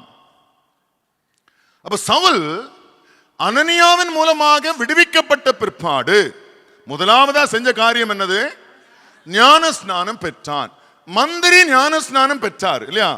பெறுவதற்கு முன்பாக பிலிப்புவின் மூலமாக சுவிசேஷம் அந்த மந்திரிக்கு என்ன செய்யப்பட்டது? அறிவிக்கப்பட்டது. ஆனால் இங்க சுவிசேஷம் என்று சொல்லி ஒரு மனுஷனாலேயோ ஒரு தனிப்பட்ட சுவிசேஷகனாலேயோ பவுலுக்கு என்ன செய்யப்படல? அறிவிக்கப்படல. ஆனால் சுவிசேஷத்துக்கு உரியவர், அல்லேலூயா, சுவிசேஷத்தின் சொந்தக்காரர் பவுலை சந்தித்த மாத்திரத்தில் இனி ஒரு சுவிசேஷம் அவனுக்கு வேண்டியதில்லை. அல்லேலூயா. இப்போ இந்த சவுலுக்கு எது அவசியமா இருக்கு? ஞானஸ்நானம். நம்ம அங்க வாசித்தோம், மந்திரியும் பிலிப்பும் நடந்து கொண்டே பேசிக்கொண்டு போன போது தண்ணீர் உள்ள ஒரு இடத்துக்கு வந்தார்கள். அங்க என்ன கொடுக்கப்பட்டது? ஞானஸ்நானம் கொடுக்கப்பட்டது. இங்கே இவங்க 2 பேரும் பேசினார்கள். பேசி சவுல் விடுவிக்கப்பட்டார், கண்கள் திறக்கப்பட்டது. முதலாவதாக அவர் செஞ்ச காரியம் என்ன அப்படின்னா, Praise the Lord. ஞான ஸ்நானம் பெற்றான். அடுத்தது சவுல் என்ன பண்ணார் தெரியுமா? பின்பு அவன் போஜனம் பண்ணி பலப்பட்டான். 3 நாளா சாப்பிடாம இருக்கிறார். புரியுதா? 3 நாளா சாப்பிடாம தேவ பிரசன்னத்துல ஜபித்துக் கொண்டு உபவாசத்தோடு இருந்தான். இப்ப ஞான ஸ்நானம் பெற்ற பிற்பாடு அவனுக்கு என்ன உண்டாயிற்று? பசி உண்டாயிற்று. மாமிசத்துக்கு என்ன உண்டு? வயிறுன்னு ஒண்ணு இருந்தா பசிக்கதான் செய்யும் இல்லையா? அப்ப என்ன உண்டாயிற்று? பசி உண்டாயிற்று. உண்டு பலப்பட்டான். அடுத்தது வாசிங்க.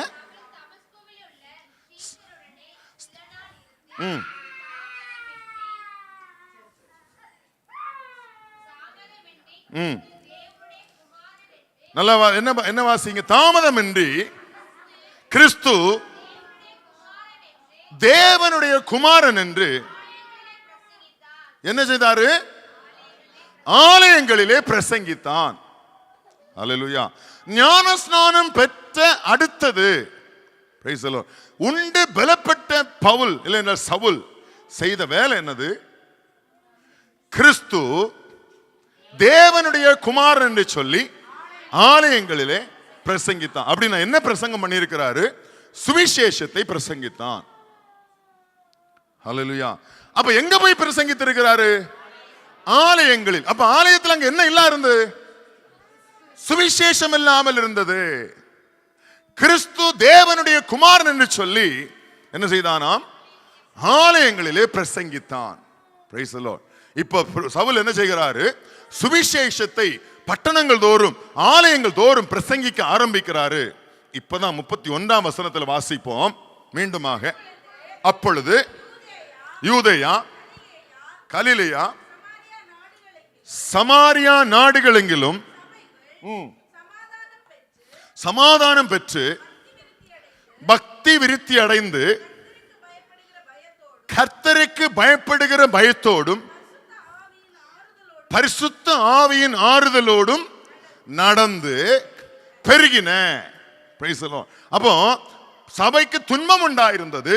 சபையை பாழாக்கி கொண்டிருந்த சவுல் இப்பொழுது கிறிஸ்துவே தேவனுடைய குமாரன் என்று சொல்லி சபையிலே பிரசங்கிக்க தொடங்கினான். ஹல்லேலூயா. கிறிஸ்துவே தேவனுடைய குமாரன் என்று சொல்லி சபையிலே அவன் பிரசங்கிக்க தொடங்கின போது, சபைக்கு அவன் பிரசங்கிக்க ஆரம்பித்த பிற்பாடு அந்த காலங்களிலே சபைக்கு என்ன உண்டாயிற்று? Price the Lord. அப்போ சபைக்கு மீண்டுமாக சமாதானத்தை கொண்டு வந்தது எது? சுவிசேஷம். ஹல்லேலூயா. இப்போ ஆண்டோடு உங்ககிட்ட கேட்கிறேன், சுவிசேஷம் என்றால் என்ன?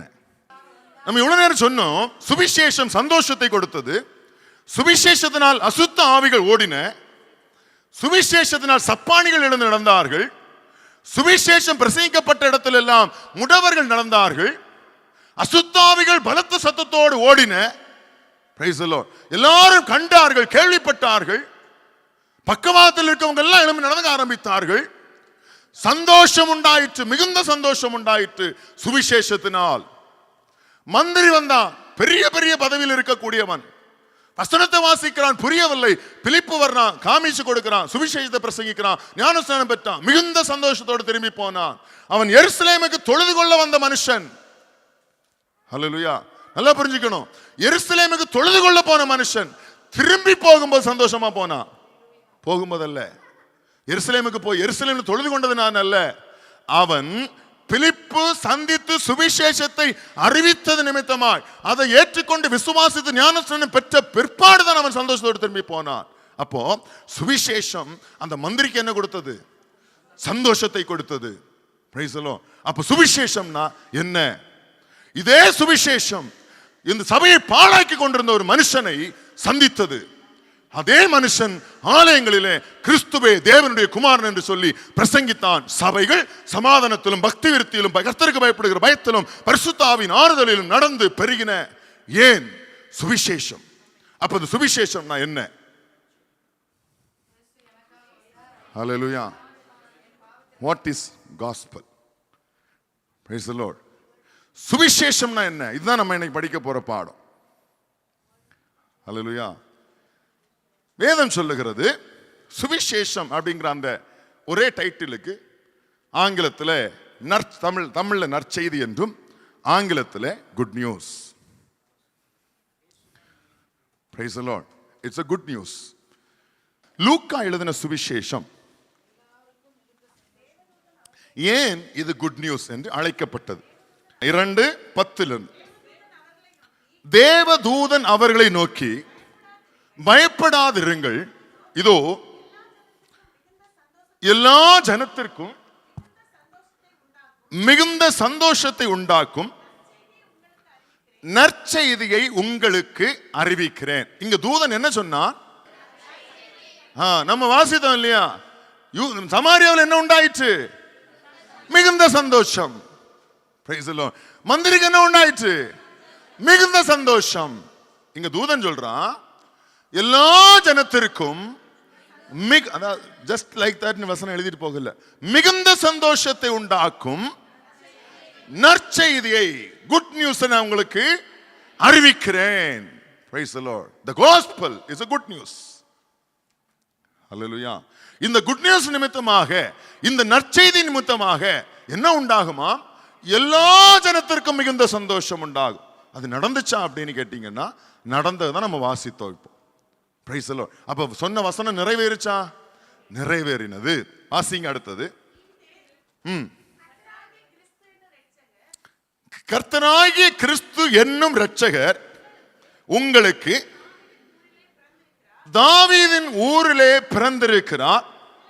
அதுக்கு அடுத்தது நேர 14 வாசிங்க.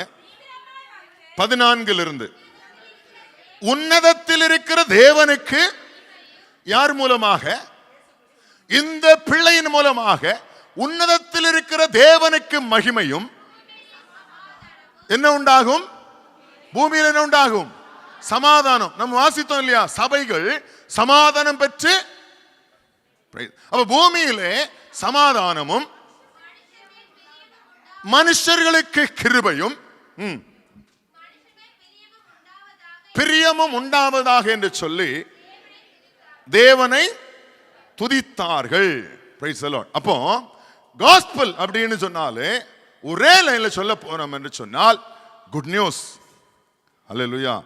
இது எதன் மூலமாக குட் நியூஸ் என்று அழைக்கப்படுகிறது? இந்த வசனத்தின் அடிப்படையில். அல்லேலூயா. அப்போ இந்த குட் நியூஸ் நிமித்தமாக, இந்த நற்செய்தி நிமித்தமாக எல்லா ஜனத்துக்கும் என்ன உண்டாகும்?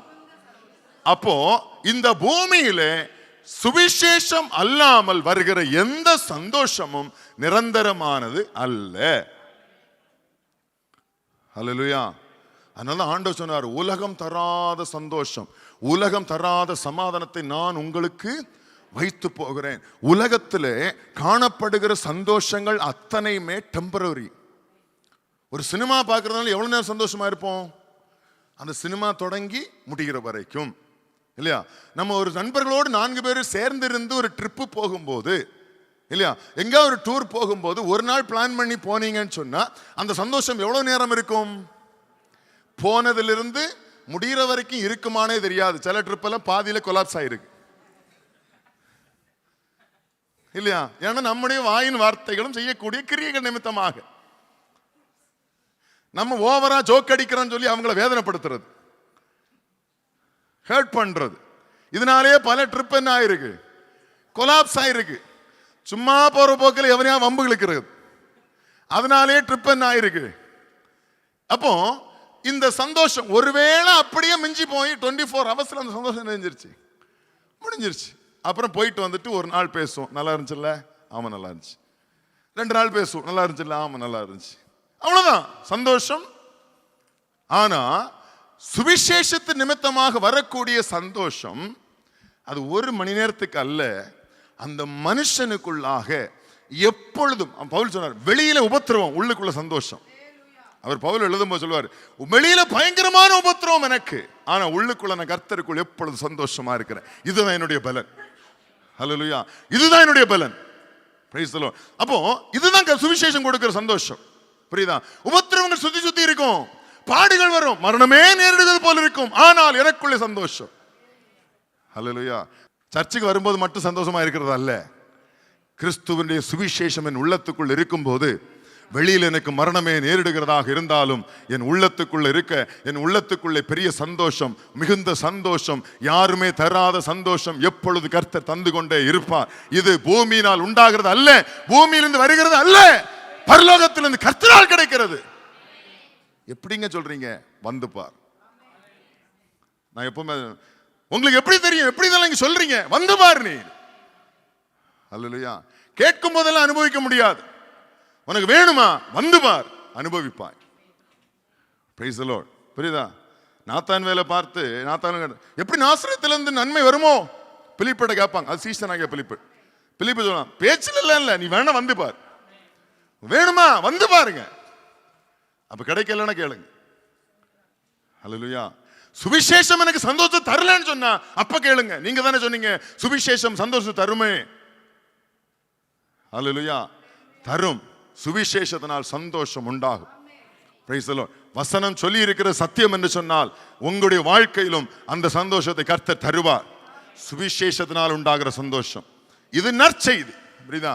அடுத்தது, இந்த சுவிசேஷத்தை விளக்க வேண்டும் என்று சொன்னால் ஒரு 2 வசன ஆதாரங்களை வச்சு நான் கம்பேர் பண்ணி உங்களோடு பேச விரும்புகிறேன். 2 முதலாவது வசனங்களை நம்ம வாசித்துருவோம். பவுல் சொன்ன வசனங்களை வைத்தும் இயேசு கிறிஸ்து சொன்ன வசனங்களை வைத்தும் நான் கம்பேர் பண்ணி அதை சொல்ல, அதாவது சுவிசேஷம்னா என்ன, எது சுவிசேஷம், எதுப்பா சுவிசேஷம், அது என்னது அது அப்படின்னு நமக்கு புரிய வேண்டுமானால் வாசிப்போம். முதலாவதாக ரோமாபுரிக்கு எழுதின நிருபம், ரோமர் 1ஆம் அதிகாரத்தில் முதல் 7 வசனங்களை ஆங்கிலத்தில் வாசிக்க வேணும். ஏன்னா ஆங்கிலத்தில் வாசித்தா இது கொஞ்சம் புரியும். ஏன் அப்படின்னு கேட்டா, தமிழ்ல வாசிக்கும் போது இந்த 3ஆம் வசனம் இருக்கு பாத்தீங்களா? 3ஆம் வசனத்தை வாசிங்க. நம்முடைய பிதாவாகிய தேவனாலும் கர்த்தராகிய இயேசு கிறிஸ்துவினாலும் உங்களுக்கு கிருபையும் சமாதானமும் உண்டாவதாக அப்படின்னு 3ஆம் வசனத்துல போட்டிருக்கான் தமிழ்ல. ஆங்கிலத்தில் அந்த 3ஆம் வசனத்துல அது இல்லை. ஆங்கிலத்தில் நம்ம வாசிக்கும் போது தமிழ்ல வாசித்த 3ஆம் வசனம் ஆங்கிலத்தில் 7ஆம் வசனத்துல இருக்கும். சரியா? அதனால ஆங்கிலத்தில் இந்த வசனத்தை நம்ம வாசிக்கும் போது முதல் சத்தமா எனக்கு கேட்கிற மாதிரி வாசிங்க. நல்லா அந்த கவனிங்க. 1ஆம் வசனத்துல இருந்து நல்லா கவனிங்க. பால், முதலாவதாக பவுல் தன்னை குறித்து சொல்லுகிறார். புரியுதா? இந்த நிறுத்தி நிதானமா வாசிங்க. முதலாவது பவுல் தன்னை குறித்து சொல்றார். இந்த இடத்துல சொல்லும் போது முதலாவது சொல்றாரு, a bond servant of Jesus Christ. அதுக்கு தமிழ்ல என்ன சொல்லப்பட்டிருக்குன்னா, இயேசு கிறிஸ்துவின் ஊழியக்காரனும். அப்போ பவுல் முதலாவது தன்னை குறித்து பேசுறார். எப்படி சொல்றாருன்னா, நான் இயேசு கிறிஸ்துவனுடைய ஊழியக்காரன். இரண்டாவது, called to be an apostle. ஊழிய அழைப்பின்படி நான் எப்படி அழைக்கப்பட்டிருக்கிறேன்? அப்போஸ்தலனாக அழைக்கப்பட்டிருக்கிறேன். மூணாவது, எதற்காக பிரித்தெடுக்கப்பட்டேன் என்று சொன்னால், சுவிசேஷத்தின் வேலைக்காக பிரித்தெடுக்கப்பட்டவன். 3 அடையாளம் பவுலை குறித்த அறிமுகம். ஏன்னு சொன்னா, நமக்கு தெரியும் பவுல் முதலாவதாக நிருபத்தை எழுத ஆரம்பிக்கிறார் இல்லையா?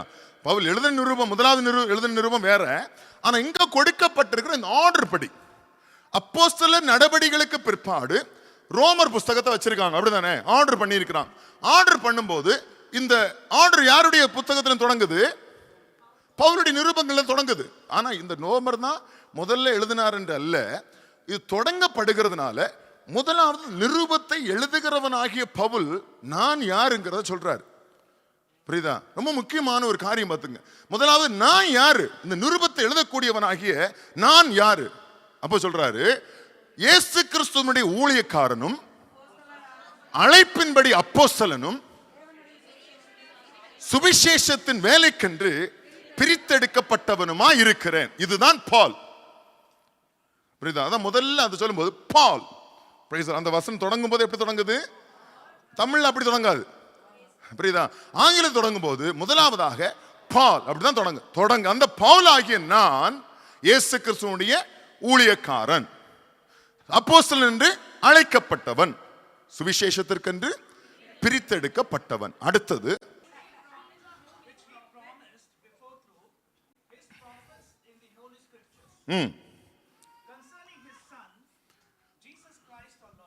முதலாவதாக இப்போ பவுல் தன்னை குறித்து சொன்னவர் இப்ப யாரை குறித்து சொல்றாருன்னு சொன்னா இயேசு கிறிஸ்துவை குறித்து பேசுறார். நல்லா கவனிக்கணும். தன்னை குறித்து பேசின பவுல் ஏன் தன்னை குறித்து அறிமுகம் அவசியம்? எதுக்கு இந்த அவசியம் அறிமுகம்? எழுத போகிறது யாரை குறிச்சுன்னு சொன்னா கிறிஸ்துவாகிய கர்த்தரை குறித்து எழுத போகிறார். அப்போ சும்மா இருக்கிறவன் எழுதக்கூடாது. சும்மா அப்படியெல்லாம் எழுதிட்டு போக முடியாது. நான் இயேசு கிறிஸ்துவை குறித்து எழுத வேண்டுமானால் முதலாவது நான் எப்படிப்பட்டவன், நான் எப்படிப்பட்ட மனுஷன், அதை முதலாவது சொல்ல வேண்டிய அவசியம் இல்லையா? சும்மா எப்படி பேசிட முடியாதுல்ல இயேசு குறித்து, சும்மா ஆண்டவரை குறித்து பேசிட்டு போயிட முடியாதுல்ல. அப்ப பேசுவதற்கு முதலாவது நான் யார், அதான் அவர் கொடுத்த அறிமுகம். ரொம்ப முக்கியமான ஒரு அறிமுகம். வேற எந்த அப்பம் பேர் அம்மா பேர் சொன்னாரா? அவரு ஏதாவது ஜீனாலஜி சொன்னாரா? ஒண்ணுமே சொல்ல. நான் பால், பிரித்தெடுக்கப்பட்டவன் சுவிசேஷத்தின் வேலைக்காக, இயேசு கிறிஸ்துவின் ஊழியக்காரனும் அப்போஸ்தலன் என்று அழைக்கப்பட்டவனும் சுவிசேஷத்தின் வேலைக்காக பிரிக்கப்பட்ட. எதற்காக நான் பிரிக்கப்பட்டேன் என்று சொன்னால், இப்போ வாசிங்க அத. Concerning his son, நல்லா அந்த பாயிண்டா கவனிக்கணும். தயவு செய்து எழுதி வச்சுக்கோங்க. முக்கியமான வசனங்கள் இது. முதலாவது சொல்றாரு, சகோதரன் இங்கிலீஷ்ல வாசிக்கிறார், concerning his son Jesus Christ our Lord. Praise இல்ல, இது ஃபர்ஸ்ட் பாயிண்ட். முதல் பாயிண்ட் இயேசு கிறிஸ்துவை குறித்து சொல்றாரு, concerning his son Jesus Christ is Lord. Jesus Christ is our Lord. Praise the Lord. சுவிசேஷத்தினுடைய ஆரம்பமே இயேசுவே ஆண்டவர். Jesus Christ is our Lord. Praise the Lord. சுவிசேஷம் என்று சொல்லும்போது, சுவிசேஷத்தை அறிவிக்கும் போது இயேசுவே என் ஆண்டவர். Praise the Lord. Praise the Lord. இயேசுதான் ஆண்டவர். Jesus is our Lord. That is gospel. Praise the Lord. புரியுதா உங்களுக்கு? ரொம்ப அழகா இருக்கு ஆங்கிலத்தில். Concerning his son Jesus Christ our Lord. தமிழ்ல சொல்றேன், பரிசுத்த வேதாகமங்களில் தேவனுடைய பரிசுத்த தீர்க்கதரிசிகள் மூலமாக வாக்குத்தத்தம் பண்ணப்பட்டவர். முதல் பாயிண்ட். அதுல ஆங்கிலத்தில் அதுக்கு முன்னாடி ஒரு வசனத்தை அந்த வாசிங்க, கண்டினியூ வாசிங்க.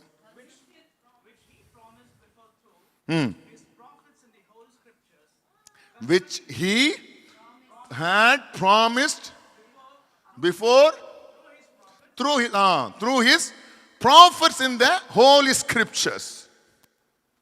புரியுதா? அடுத்து அவர் சொல்றாரு, நான் கதை சொல்லல, என்னுடைய கற்பனை கதை அல்ல, நம்முடைய முன்னோர்கள் தீர்க்கதரிசிகள் வேதாகமத்திலே சொல்லப்பட்ட தீர்க்க தரிசனமாய் உரைத்த என்னுடைய ஆண்டவராகிய இயேசு கிறிஸ்துவை குறித்து பேசுகிறேன். ஹல்லேலூயா. எங்கிருந்தோ நான் வாங்கிட்டு வரல, எங்கிருந்தோ நான் எடுத்து பேசல, என்னுடைய கற்பனை கதை அல்ல, evidential proof that Jesus is our Lord. ஹல்லேலூயா. புரியுதா உங்களுக்கு? அடுத்தது வாசிங்க. Who was born of the seed of David. போதும். மாமிசத்தின்படி தாவீதினுடைய சந்ததியில் பிறந்தவர். ஹல்லேலூயா. அப்ப மாமிசத்தில் அவர் பிறந்தார் என்று சொல்லி இரண்டாவது சொல்றாரு. ஹல்லேலூயா. சொல்ற புரியுது?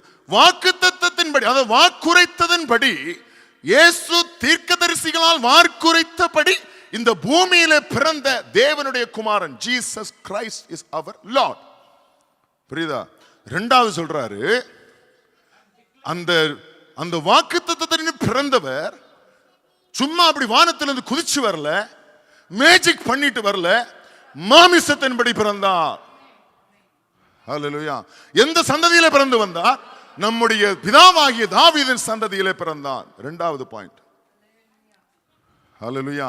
அப்போ நம்ம சொல்லும் போது தாவீதினுடைய சந்ததியிலே பிறந்தார் என்று சொல்வது நமக்கு அவசியம் அல்ல. எப்படி பேசணும்? மாமிசத்திலே பிறந்தார். அவர் வானத்திலிருந்து குதிச்சு வரல, மேஜிக் மாதிரி வரல, வேற்று கிரகத்திலிருந்து வரல, வெளிநாட்டிலிருந்தும் வரல. ஹல்லேலூயா. வெளிநாட்டிலிருந்தும் வரல. அவருக்கு எந்த நாடு சொந்தமும் கிடையாது. மொத்தமே அவருடைய சொந்தம். வானமும் பூமியும் என்னுடையவைகள், அது என்னுடையது. அப்ப அவர் தமக்கு சொந்தமான பூமியிலே வந்தார். எப்படி வந்தாரு? மாமிசத்திலே வந்தார். மூணாவது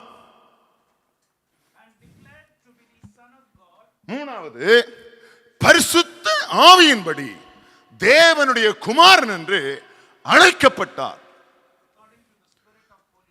பரிசுத்தமுள்ள ஆவியின்படி தேவனுடைய குமாரன் என்று, அது இன்னும் கம்ப்ளீட் பண்ணி சொல்றேன், தேவனுடைய குமாரனாகிய கர்த்தர். Praise the Lord. எதன்படி? பரிசுத்தமுள்ள ஆவியின்படி. Praise the Lord. தேவனுடைய குமாரனாகிய கர்த்தர். Praise the Lord. ஆங்கிலத்தில் அதுக்கு என்ன அப்படின்னா saviour. Praise the Lord. He saves from our sins. அவர் நம்முடைய பாவங்களிலிருந்து அவர் நம்ம என்ன செய்வார்? மீட்டு ரட்சிப்பார். புரியுதா? அடுத்தது 4வது வாசிங்க.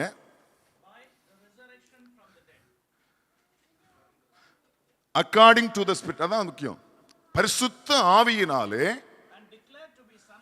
Son of God. According, இந்த வசனம் இந்த கவனிங்க. According to the Spirit of holiness by the resurrection from the death. Praise the Lord. Tamil dead, sorry, dead. தமிழ்ல சொல்லும்போது மரித்தோரிலிருந்து எழுந்ததினாலே பலமாய் ரூபிக்கப்பட்ட, என்ன சொல்லுகிறது? தேவன் குமாரனுமாய் இருக்கிறார். Praise the Lord. எப்படி? மரித்தோரிலிருந்து எழுந்ததினாலே பலமாய் ரூபிக்கப்பட்ட. He proved, praise the Lord, he proved that he is the son of God. எப்படி ப்ரூவ் பண்ணாரு? மரணத்திலிருந்து எழுந்ததினாலே, அவர் உயிர்த்தெழுந்ததினாலே அவர் நிரூபிக்கப்பட்ட தேவனுடைய குமாரன். உலகத்தில் எத்தனை தெய்வங்கள் இருக்கட்டும், யாராவது நிரூபிச்சிருக்காங்களா? ஹல்லேலூயா. யாராவது சொல்ல முடியுமா எங்க தெய்வம் உயிரோட வந்துச்சுன்னு? எத்தனையோ தெய்வங்கள் உலகத்தில் அறியப்படுகிறது. எந்த தெய்வமாவது உயிரோடு வந்து சொல்ல முடியுமா? மாமிசத்தில் வந்து சொல்ல முடியுமா? Price the Lord. என் ஆண்டவர் மரணத்திலிருந்து உயிர்த்தெழுந்தார். Price the Lord. அதன் மூலமாக தேவனுடைய குமாரன் என்று நிரூபிக்கப்பட்டார். He proved that he is son of God. 1 தீமோத்தேயு 3ஆம் அதிகாரம் 16ஆம் வசனத்தை வாசிங்க. நல்லா கவனிங்க, இந்த வசனங்களை எழுதி வச்சுக்கங்க. அன்றியும் தேவ பக்திக்குரிய ரகசியமானது யாவரும் ஒப்புக்கொள்ளுகிறபடியே மகா மேன்மை உள்ளது. நல்லா கவனிங்க, மகா மேன்மை உள்ளது. தேவன் மாமிசத்திலே வெளிப்பட்டார் அப்படின்னு சொன்னா, the God made himself as a flesh. Praise the Lord. He came to the world. எப்படி வந்தாரு? இந்த உலகத்தில் எப்படி வந்தாரு? மாமிசத்தில் வந்தார். யார் வந்தது? தேவன், ஒரே கடவுள். இந்த வானத்தையும் பூமியையும் சிருஷ்டித்தவரும், வானத்துக்கும் பூமிக்கும் அதிகாரமுடையவரும், வானத்திலும் பூமியிலும் சகல அதிகாரமுடையவரும் ஆகிய ஒரே தேவன். He is the God. He is the living God. He is the almighty God. He alone is the God. அவர் மட்டுமே தேவன். அவர் ஒருவரே தேவன். அவரை அல்லாமல் வேறே தேவன் கொடுக்கப்படவில்லை.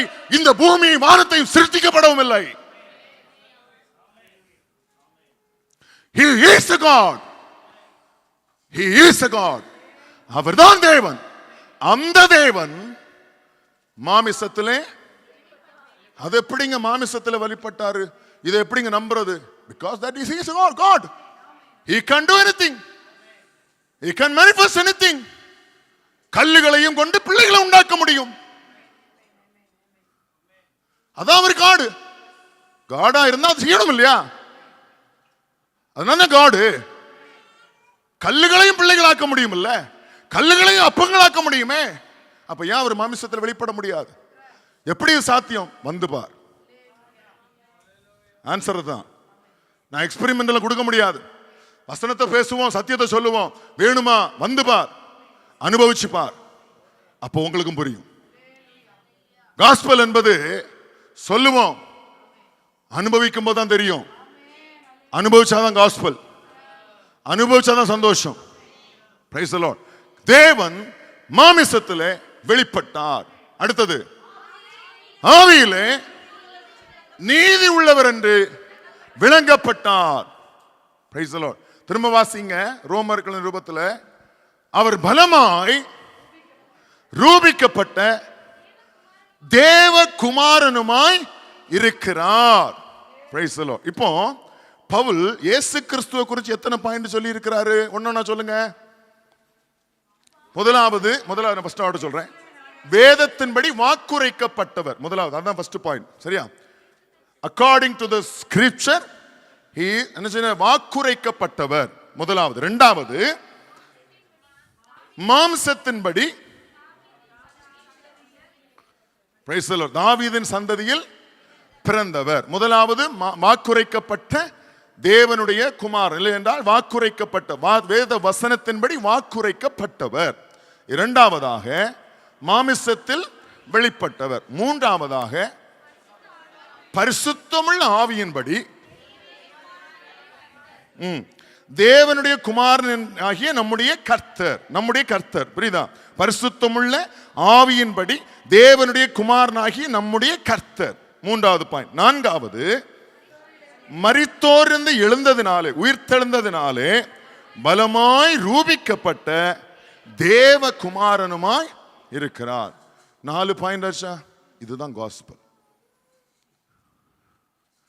ஹல்லேலூயா, பிரைஸ் தி லார்ட். இதுதான் காஸ்பல், இதுதான் சுவிசேஷம்.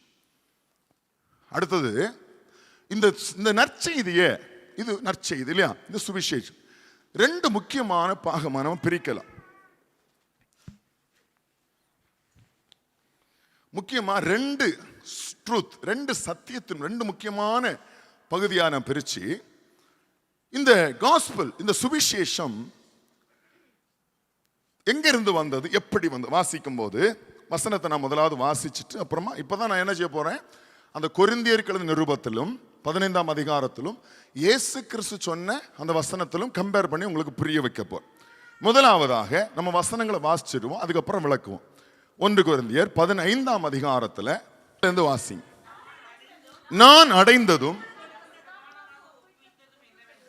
உங்களுக்கு பிரதானமாக ஒப்புவித்தது என்னவென்றால், கிறிஸ்துவானவர், நல்லா கவனிங்க, பவுல் தான் திரும்பவும் சொல்றார், கிறிஸ்துவானவர் வேத வாக்கியங்களின்படி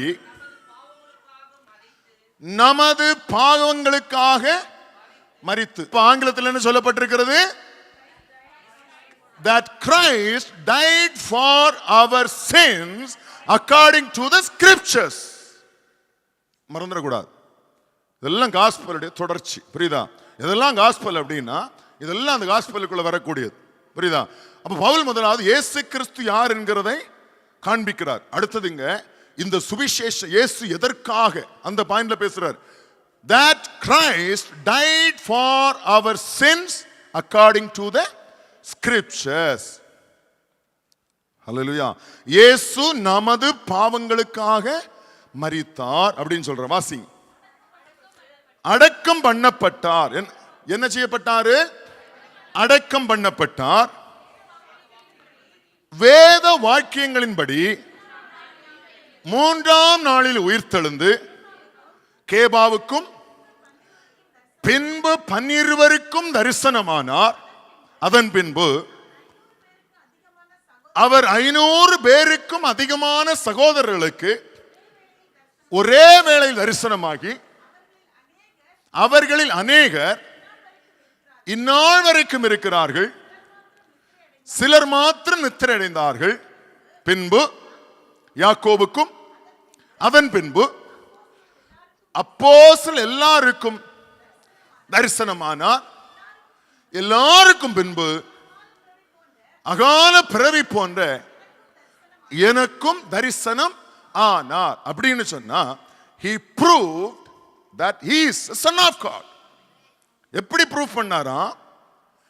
தரிசனமானது நிமித்தமாக 500 பேருக்கும் அதிகமாய் அப்போஸ்தலர்களுக்கு கடைசியிலே எனக்கும் தரிசனமானார். Price the Lord. இப்போ திரும்ப இயேசு சொன்ன ஒரு வசனத்தை வாசிங்க. லூக்கா எழுதின சுவிசேஷம் 24ஆம் அதிகாரம் 44 இருந்து வாசிங்க. அவர்களை நோக்கி மோசேயின் நியாயப்பிரமாணத்திலும் தீர்க்கதரிசிகளின் ஆகமங்களிலும் என்னை குறித்து எழுதியிருக்கிறவைகள் எல்லாம் நிறைவேற வேண்டியதென்று நான் உங்களோடு இருந்தபோது உங்களுக்கு சொல்லி கொண்டு வந்த விசேஷங்கள் இவைகளே. இயேசு உயிர்த்தெழுந்து வந்து தம்முடைய சீஷர்களோடு பேசுறார். புரியுதா? அடுத்தது, அப்பொழுது வேத வாக்கியங்களை அறிந்து கொள்ளும்படி அவர்களுடைய மனதை அவர் திறந்து அவர்களை நோக்கி, நல்லா கவனிங்க, எழுதியிருக்கிறபடி. பவுல் என்ன சொன்னாரு? வேத வாக்கியங்களின்படி. அப்படிதான் சொன்னார் பவுல். இங்க இயேசு என்ன சொல்றாரு? எழுதியிருக்கிறபடி, வேத வாக்கியங்களின்படி கிறிஸ்து பாடுபடவும் 3ஆம் நாளில் மரித்தோர்ந்து எழுந்திருக்கவும் வேண்டியதா இருந்தது. அன்றியும் மனம் திரும்புதலும் பாவ மன்னிப்பும் எருசலேம் தொடங்கி சகல தேசத்தாருக்கும் அவருடைய நாமத்தினாலே பிரசங்கிக்கப்படவும் வேண்டியது. அடுத்தது, நீங்கள் இவைகளுக்கு சாட்சிகளாய் இருக்கிறீர்கள். என் பிதா வாக்குத்தத்தம் பண்ணினதை இதோ நான் உங்களுக்கு அனுப்புகிறேன்.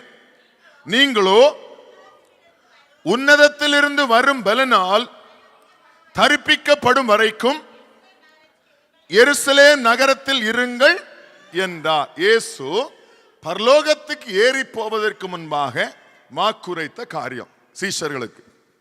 Price the Lord. புரியுதா? இப்ப கவனிச்சு பாத்தீங்கன்னு சொன்னா, பவுல் 1 கொரிந்தியர் 15ஆம் அதிகாரத்தில் எழுதினதும் இங்கே எழுதி இருக்கிறதும் கிட்டத்தட்ட ஒண்ணு போலயே இருக்கும்.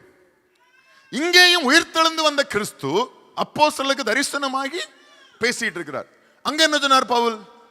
அவர் உயிர்த்தெழுந்து வந்து வேத வாக்கியங்களும் உயிர்த்தெழுந்து வந்து 500 பேருக்கும் அப்போஸ்தலர்களுக்கும் கடைசியில எனக்கும் தரிசனமானார். Price the Lord. நம்ம ரோமர்ல வாசித்தோம், அவர் மரித்தோர்ந்து எழுந்ததினாலே பலமாய் ரூபிக்கப்பட்ட தேவனுடைய குமாரனுமாய் இருக்கிறார். Price the Lord. புரியுதா? அப்ப இந்த ப்ரூஃப், எவிடென்ஷியல் ப்ரூஃப் இது. இப்போ நான் கேட்கிறேன், இயேசு உயிர்த்தெழுந்தார் என்பதற்கு உலக பிரகாரமா என்ன ஆதாரம்? ஒரு நிறைய ஆதாரங்கள் இருந்தாலும் நம்முடைய நடைமுறையில் இருக்கக்கூடிய ஆதாரம் என்னது? உங்க பிறந்த நாளை சொல்லும் போது நமக்கு எல்லாருக்கும் பேசிக்கா இருக்கக்கூடியது. புரியுதா? நம்ம பிறந்த நாள், உங்க பாஸ்போர்ட்ல பிறந்த நாள் இருக்கும் இல்லையா? அங்க ஒரு வருஷம் மாசம் டேட் போட்டிருக்கும் இல்லையா? அதுக்கு என்ன சொல்லுவாங்க? என்ன சொல்லுவாங்க? கிபி 2024 ஆண்டவர் எனக்கு ஒரு குழந்தையை தந்தார். அப்படிதானே? 2024ஆம் ஆண்டு அப்படின்னு சொல்றோம் இல்ல? நம்ம ஆட்கள் என்ன பண்ண, 2024 மொட்டையா சொல்லிட்டு போயிருவாங்க. ஒழுங்கா சொன்னா என்ன சொல்லணும்? கிபி 2024ஆம் ஆண்டு. Price the Lord. இதுல முஸ்லீமா இருந்தாலும் என்னதான் சொல்லணும்? இந்துவா இருந்தாலும், புத்தனா இருந்தாலும், உலகத்துக்கே கொடுக்கப்பட்ட நியதி, சரித்திரத்தையே மாற்றி போட்ட நியதி இது. Price the Lord. இது நம்ம எல்லாரும் இந்த கஸ்டம்ஸ்க்குள்ள தான் இருக்கிறோம். கிறிஸ்து வெளிநாட்டு கடவுள். அப்போ உங்க டேட் ஆஃப் பர்த் என்னது?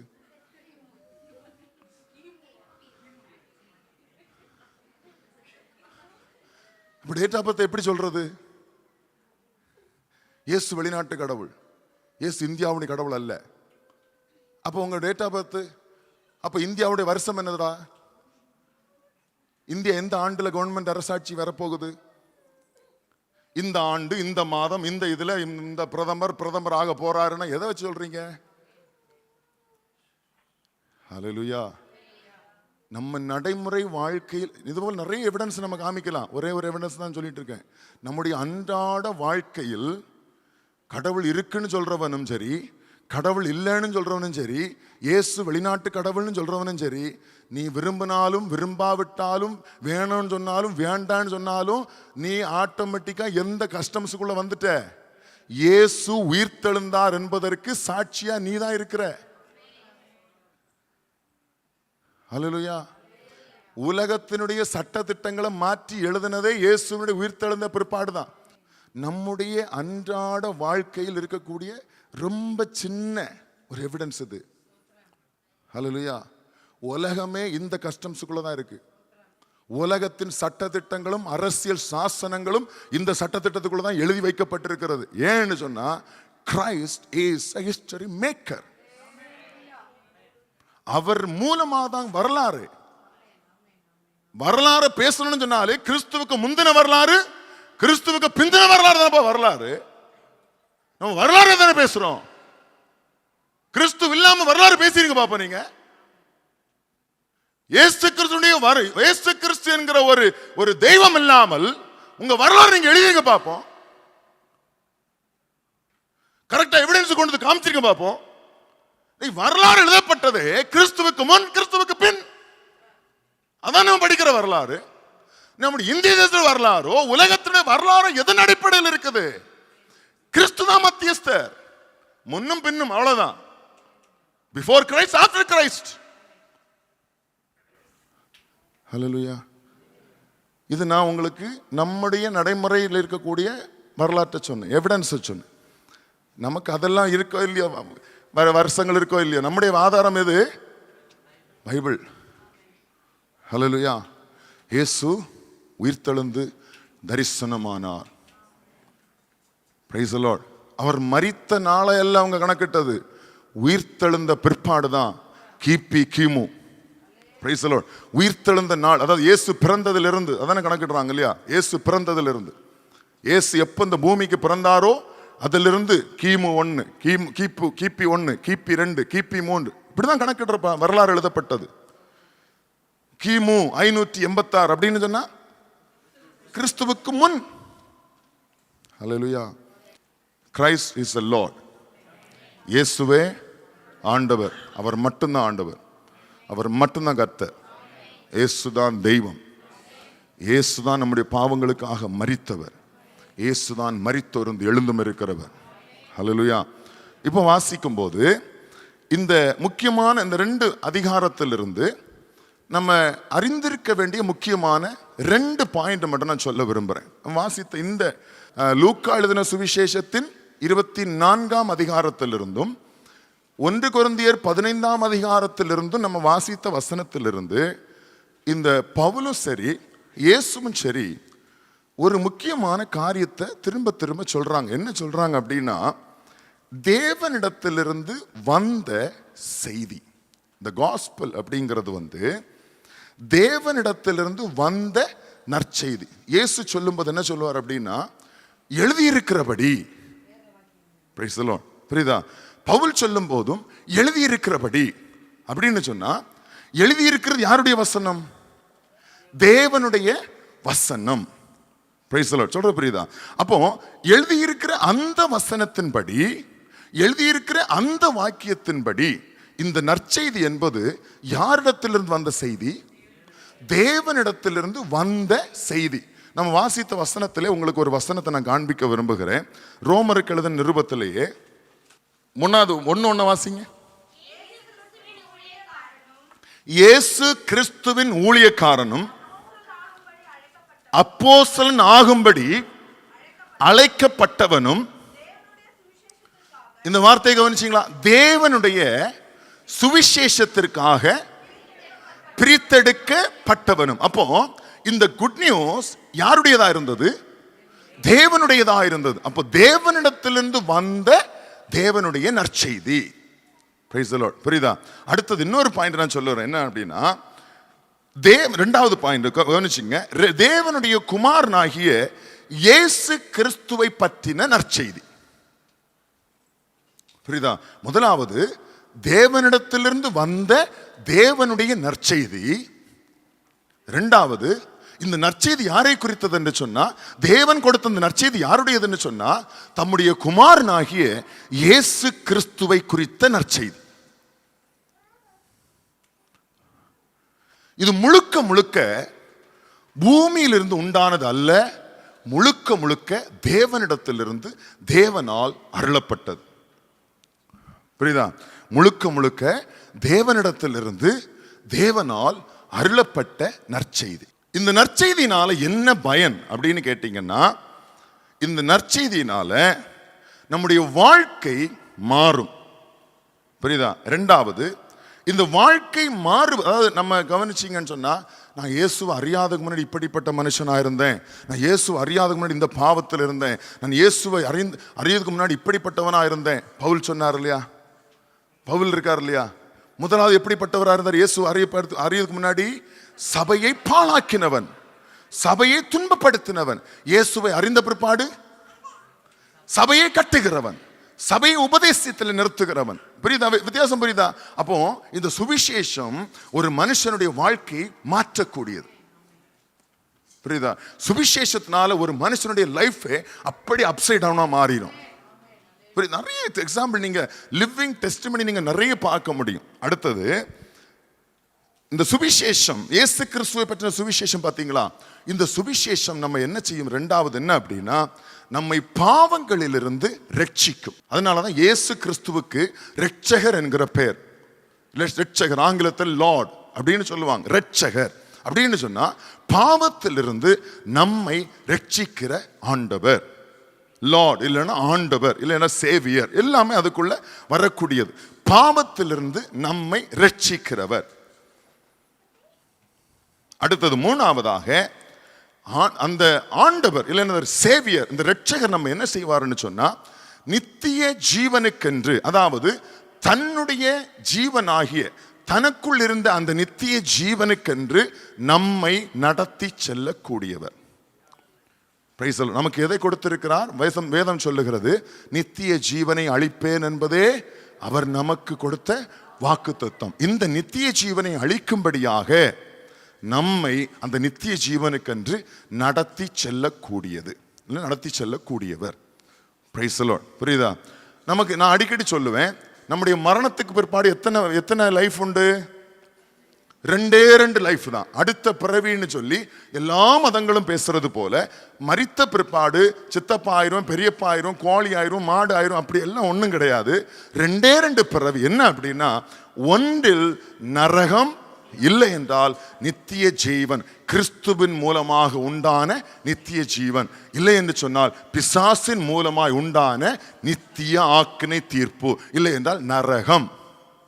ஒரு மனுஷன் இந்த பூமியில மாமிசத்துல வந்துட்டான்னு சொன்னா, அவனுடைய வாய்ஸ் நாட்கள் ஒரு 70 வருஷமோ 80 வருஷமோ இருக்கலாம். அதற்கு பிற்பாடு அவன் இந்த பூமியிலே மரித்த பிற்பாடு, மாமிசத்துல மரித்த பிற்பாடு, அவன் நிச்சயமாக இன்னொரு வாழ்க்கைக்குள்ள இன்னொரு பிறவி எடுப்பான். அந்த பிறவியில அவன் நித்திய ஜீவனை அடைய வேண்டுமானால் இயேசு கிறிஸ்துவை விசுவாசித்து சொந்த ரட்சகராக ஏற்றுக்கொண்டிருக்க வேண்டும். அவன் இயேசு கிறிஸ்துவை நெக்லெக்ட் பண்ணியிருந்தான்னு சொன்னா, ரிஜெக்ட் பண்ணியிருந்தான்னு சொன்னா, அடுத்தது ஆல்டர்னேட்டிவா அது ஆட்டோமேட்டிக்காவே அவன் எங்க போவான் என்று சொன்னால், பிசாசுக்காகவும் அவனுக்காகவும் ஆயத்தமாக்கப்பட்டிருக்கிற அவனுடைய பிசாசின் ராஜ்யமாகிய நரகத்திலே தள்ளப்படுவான். இதை தவிர ஒரு மனுஷனுக்கு வேற லைஃபே கிடையாது. நல்லா புரிஞ்சுக்கணும். புரியுதா? ஒரு மனுஷன் மாமிசத்துல பிறந்துட்டானா 2 லைஃப். ஒன்னு, இயேசு கிறிஸ்துவை விசுவாசிச்சா நித்திய ஜீவன், இயேசு கிறிஸ்துவை விசுவாசியாமல் ரிஜெக்ட் பண்ணினா நித்திய ஆக்கினை தீர்ப்பாகிய பிசாசினுடைய நரகம். அல்லேலூயா. நீங்க விசுவாசிச்சாலும் சரி, விசுவாசிக்காமல் போனாலும் சரி, இதுதான் சத்தியம். அப்ப எதற்கு காஸ்பல்? நான் நித்திய ஜீவனை அடையும்படி. ஏன்னா சுவிசேஷத்தை விசுவாசிக்கணும், ஏன்னா இயேசுவை பின்பற்றணும், ஏன்னா இயேசு கிறிஸ்துவை விசுவாசிக்கணும் அப்படின்னு சொன்னா, இயேசு கிறிஸ்து மூலமாக தான் நமக்கு நித்திய ஜீவன் கிடைக்கும். அல்லேலூயா. புரியுதா? அப்போ அடுத்தது மூணாவது நம்ம வாசித்த இயேசு கிறிஸ்து, அந்த இரட்சகராகிய இயேசு கிறிஸ்து தம்முடைய சுவிசேஷத்தினாலே நமக்கு நித்திய ஜீவனுக்கென்று நம்மை நடத்தி கொண்டு போவார். இந்த சுவிசேஷத்திற்கென்று சில சாராம்சங்கள் இருக்கிறது. அதாவது ஆங்கிலத்தில் என்ன சொல்லுவாங்கன்னு சொன்னா the essence of the gospel, இல்லை என்றால் what are those elements of gospel. இதை பார்த்துட்டு நம்ம முடிச்சிடும், ஒரு 5 minutesல முடிச்சிருமோ, சரியா? கவனிங்க, நற்செய்தியினுடைய சாராம்சங்கள், சுவிசேஷத்தினுடைய சாராம்சம் என்ன? ஆங்கிலத்தில் சொல்ல போனா the essence of the gospel are what are those elements of gospel. புரியுதா? அதுக்கு இந்த எலிமெண்ட்ஸ் என்ன அப்படின்னா அதே ஆங்கிலத்தில் சொல்லிட்டு தமிழ்ல நான் விளக்குறேன். தே ஆர், கவனிங்க, நோட் பண்ணிக்கங்க, என்ன எலிமெண்ட்ஸ் அப்படின்னா they are who is Jesus, what he has done and why he has done it. புரியுதா? இது ரொம்ப முக்கியமா நம்ம தெரிஞ்சிருக்கணும். ஏன் நம்ம ஜீசஸ், எதுக்கு சுவிசேஷம், ஏன் இயேசுவை பின்பற்றணும்? அப்ப முதலாவது who is Jesus, இயேசு யார், அதை அறியணும். இரண்டாவது இயேசு என்ன பண்ணினார். இரண்டாவது அறிய வேண்டியது இயேசு என்ன பண்ணினார். மூணாவது ஏன் பண்ணினார். புரியுதா? அப்ப இந்த வாசித்த வசனங்கள்ல இருந்து நான் ஒரு பாயிண்ட மட்டும் சொல்லிட்டு போறேன், கடகடன் சொல்லிட்டு போறேன், நோட் பண்ணிக்கங்க, சரியா? முதலாவது நாம் வாசித்த இந்த கொரிந்தியர் வசனத்திலிருந்தும் இயேசு சொன்ன அந்த லூக்கா எழுதின வசனத்திலிருந்தும் முதல் ஒற்றுமை என்ன அப்படின்னு பார்த்தீங்கன்னா, இயேசுவும் தம்முடைய சீஷர்களுக்கு சொல்லும் போதும் பவுல் எழுதும் போதும் முதலாவது அவங்க சொன்ன காரியம் என்னன்னா, இயேசு தன்னை குறித்து சொல்லும் போது இந்த லூக்கா 24 வாசிக்கும் போது அவர் தன்னை குறித்து சொல்லும் போது மனுஷகுமாரன் என்றோ இயேசுவாகிய நான் என்றோ தேவனுடைய குமாரனாகிய நான் என்றோ சொல்ல மாட்டாரு. ஒரே ஒரு வார்த்தை சொல்லுவாரு, கிறிஸ்து. கிறிஸ்து, தி கிரைஸ்ட். Who is Jesus அப்படின்னா he is Christ. Praise the Lord. கிறிஸ்துன்னா என்ன மீனிங்? Praise the Lord. அது என்ன மீனிங்? அவர் நம்முடைய பாவங்களிலிருந்து நம்மை ரட்சிக்கிறவர். He is Christ. இல்லைன்னா that is Christ. நீங்க 1 கொரிந்தியர் 15 வாசிக்க நேரம் இல்லை, நான் வாசித்தாச்சு. நீங்க திரும்ப அதை வாசிச்சீங்கன்னா இப்போ உங்களுக்கு புரியும்.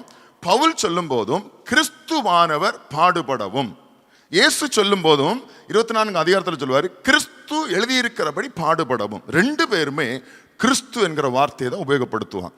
இரண்டாவது point, why he has done this. ஏன் இயேசு இதை செய்ய வேண்டும், ஏன் நமக்காக அவர் மரிக்க வேண்டும்.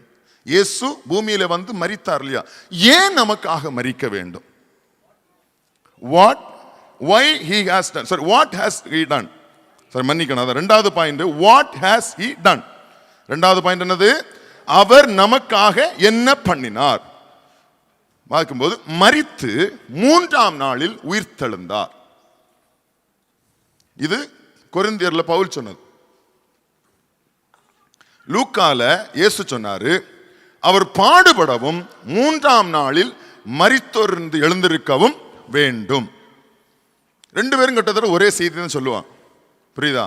அப்போ what has he done, இயேசு என்ன பண்ணினார் அப்படின்னா நம்முடைய பாவங்களுக்காக மரித்து அடக்கம் பண்ணப்பட்டு 3ஆம் நாளில் உயிர்த்தெழுந்தார். ரெண்டு பேருமே ஒன்று, இயேசுவும் சொல்லுவாரு பவுலும் சொல்லுவார்.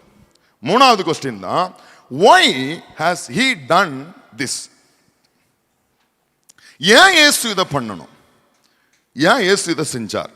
நம்முடைய பாவங்களுக்காக இதை செய்தார். பவுல் சொல்லுவாரு, இயேசு சொல்லுவாரு, பவுல் சொல்லும் போது கொரிந்தியர்ல நம்முடைய பாவங்களுக்காக இதை செய்தார் என்று சொல்லுவாரு. இயேசு சொல்லும் போது நமக்கு பாவ மன்னிப்பு உண்டாகும்படி அப்படின்னு சொல்லுவார். அப்போ ஏன் இயேசு நமக்காக மரித்தார் அப்படின்னா நம்முடைய பாவங்களுக்காகவும் நம்முடைய பாவங்களுக்கு மன்னிக்கப்படும்படியாகவும் இயேசு மரித்தார். புரியுதா? How can we know it is true? சரி, இப்ப முதல் 3 பாயிண்ட் பார்த்தோம். இதுதான் உண்மை, இதுதான் சத்தியம்னு எப்படி தெரியும்? எங்க என்ன கேட்டீங்கன்னா முதல்ல நான் சொல்லுவேன் எக்ஸ்பீரியன்ஸ் பண்ணி பாருங்க, வந்து பாருங்க. வேதம் என்ன சொல்லுது அப்படின்னு சொன்னா 4th தான், how can we know it is true. 4th point, Paul சொல்றாரு வேத வாக்கியங்களின்படியும் அநேகருக்கு தரிசனமானதன் படியும். He proved it. இது எப்படி உண்மை அப்படின்னு சொன்னா, வேத வாக்கியங்களின்படி அவர் என்ன செஞ்சார்? மரித்து அடக்கம் பண்ணப்பட்டு உயிர்த்தெழுந்தார் அப்படின்னு சொல்றாரு. அடுத்தது வேத வாக்கியங்களின்படி அவர் அநேகருக்கு தரிசனமானார். அதுல அந்த தரிசனத்தை பெற்றவன் நானும் ஒருவன் அப்படின்னு சொல்லி முடிக்கிறார். இயேசு சொல்றாரு, எழுதியிருக்கிறபடி. இயேசு சொல்லும் போது சீஷர்களை பார்த்து சொன்னாரு, எழுதியிருக்கிறபடி அப்படின்னு சொல்லி ஒரு எவிடன்ஸ், எழுதப்பட்டிருக்கிறபடி. இரண்டாவது, நான் உயிர்த்தெழுந்தேன் என்பதற்கு நீங்கள் சாட்சிகள் அப்படின்னு சொன்னார். யாரை பார்த்து? சீஷர்களை பார்த்து, நான் உயிர்த்தெழுந்தேன் என்பதற்கு நீங்கள் சாட்சிகளாய் இருக்கிறீர்கள். Praise the Lord. கடைசியாக, how do we respond? இதை நம்ம சொல்லணும். ஒருத்தங்களுக்கு சுவிசேஷத்தை சொல்றோம் அப்படின்னா, இயேசு யாரு, அவர் என்ன பண்ணாரு, ஏன் பண்ணாரு, எப்படி இது சத்தியம், இனி நம்முடைய ரெஸ்பாண்ட் என்ன? நீங்க விசுவாசிக்கிறீங்களா, விசுவாசிக்கலையா, இது ரெஸ்பாண்ட்.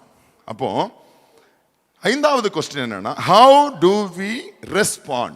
பவுல் சொல்றாரு, அதுக்கு அவரே தான் சொல்றாரு, நான் அடைந்தேன், நான் ஒப்புவித்தேன். புரியுதா? அப்ப அது என்னன்னா, நான் எக்ஸ்பீரியன்ஸ் பண்ணி நான் உங்களுக்கு சொல்றேன்.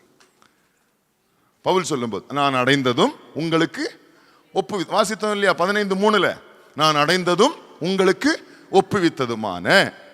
இயேசு சொல்றாரு, மனம் திரும்புங்கள். Praise the Lord. மனம் திரும்புதலும் பாவம் மன்னிப்பும். மனம் திரும்பி கிறிஸ்துவாகி இயேசு கிறிஸ்துவை விசுவாசிப்பதே நம்முடைய ரெஸ்பாண்ட். புரியுதா? அதனாலதான் நம்ம எப்பவுமே சுவிசேஷம் சொல்லும் போது, நீங்க மனம் திரும்பணும், இயேசு விசுவாசிக்கணும், இயேசு நாமத்தில் ரட்சிக்கப்படணும், நீங்க உங்களுக்கு பாவம் மன்னிக்கப்படும், உங்களுக்கு நித்திய ஜீவன் கிடைக்கும், இப்படி எல்லாம் நம்ம திரும்ப தெரிஞ்சு எப்படி எதை வச்சு சொல்லுவோம் அப்படின்னா, இயேசு சொல்றாரு, மனம் திரும்புதலும் பாவ மன்னிப்பும். Praise the Lord. இது ரெண்டும் நம்மிடத்திலிருந்து ஆண்டவர் எதிர்பார்க்கிற ரெஸ்பாண்ட். புரியுதா? இனி அடுத்தது, சுவிசேஷம் என்றால் என்னன்னு சொல்லி நமக்கு தெரியும். புரியுதா? சுவிசேஷம் என்ன பண்ணும்? இன்னைக்கு பார்த்ததுல 3/4 பகுதி பார்த்து முடிச்சிட்டோம். சரியா? இன்னொரு 1/4 பாகம் இருக்கு. ஆண்டவர் சித்தமானால், ஆண்டவர் நடத்தினால் இன்னொரு செய்தியிலே சந்திப்போம். ஆண்டவர் இந்த வார்த்தைகளினாலே உங்களை ஆசீர்வதிப்பாராக.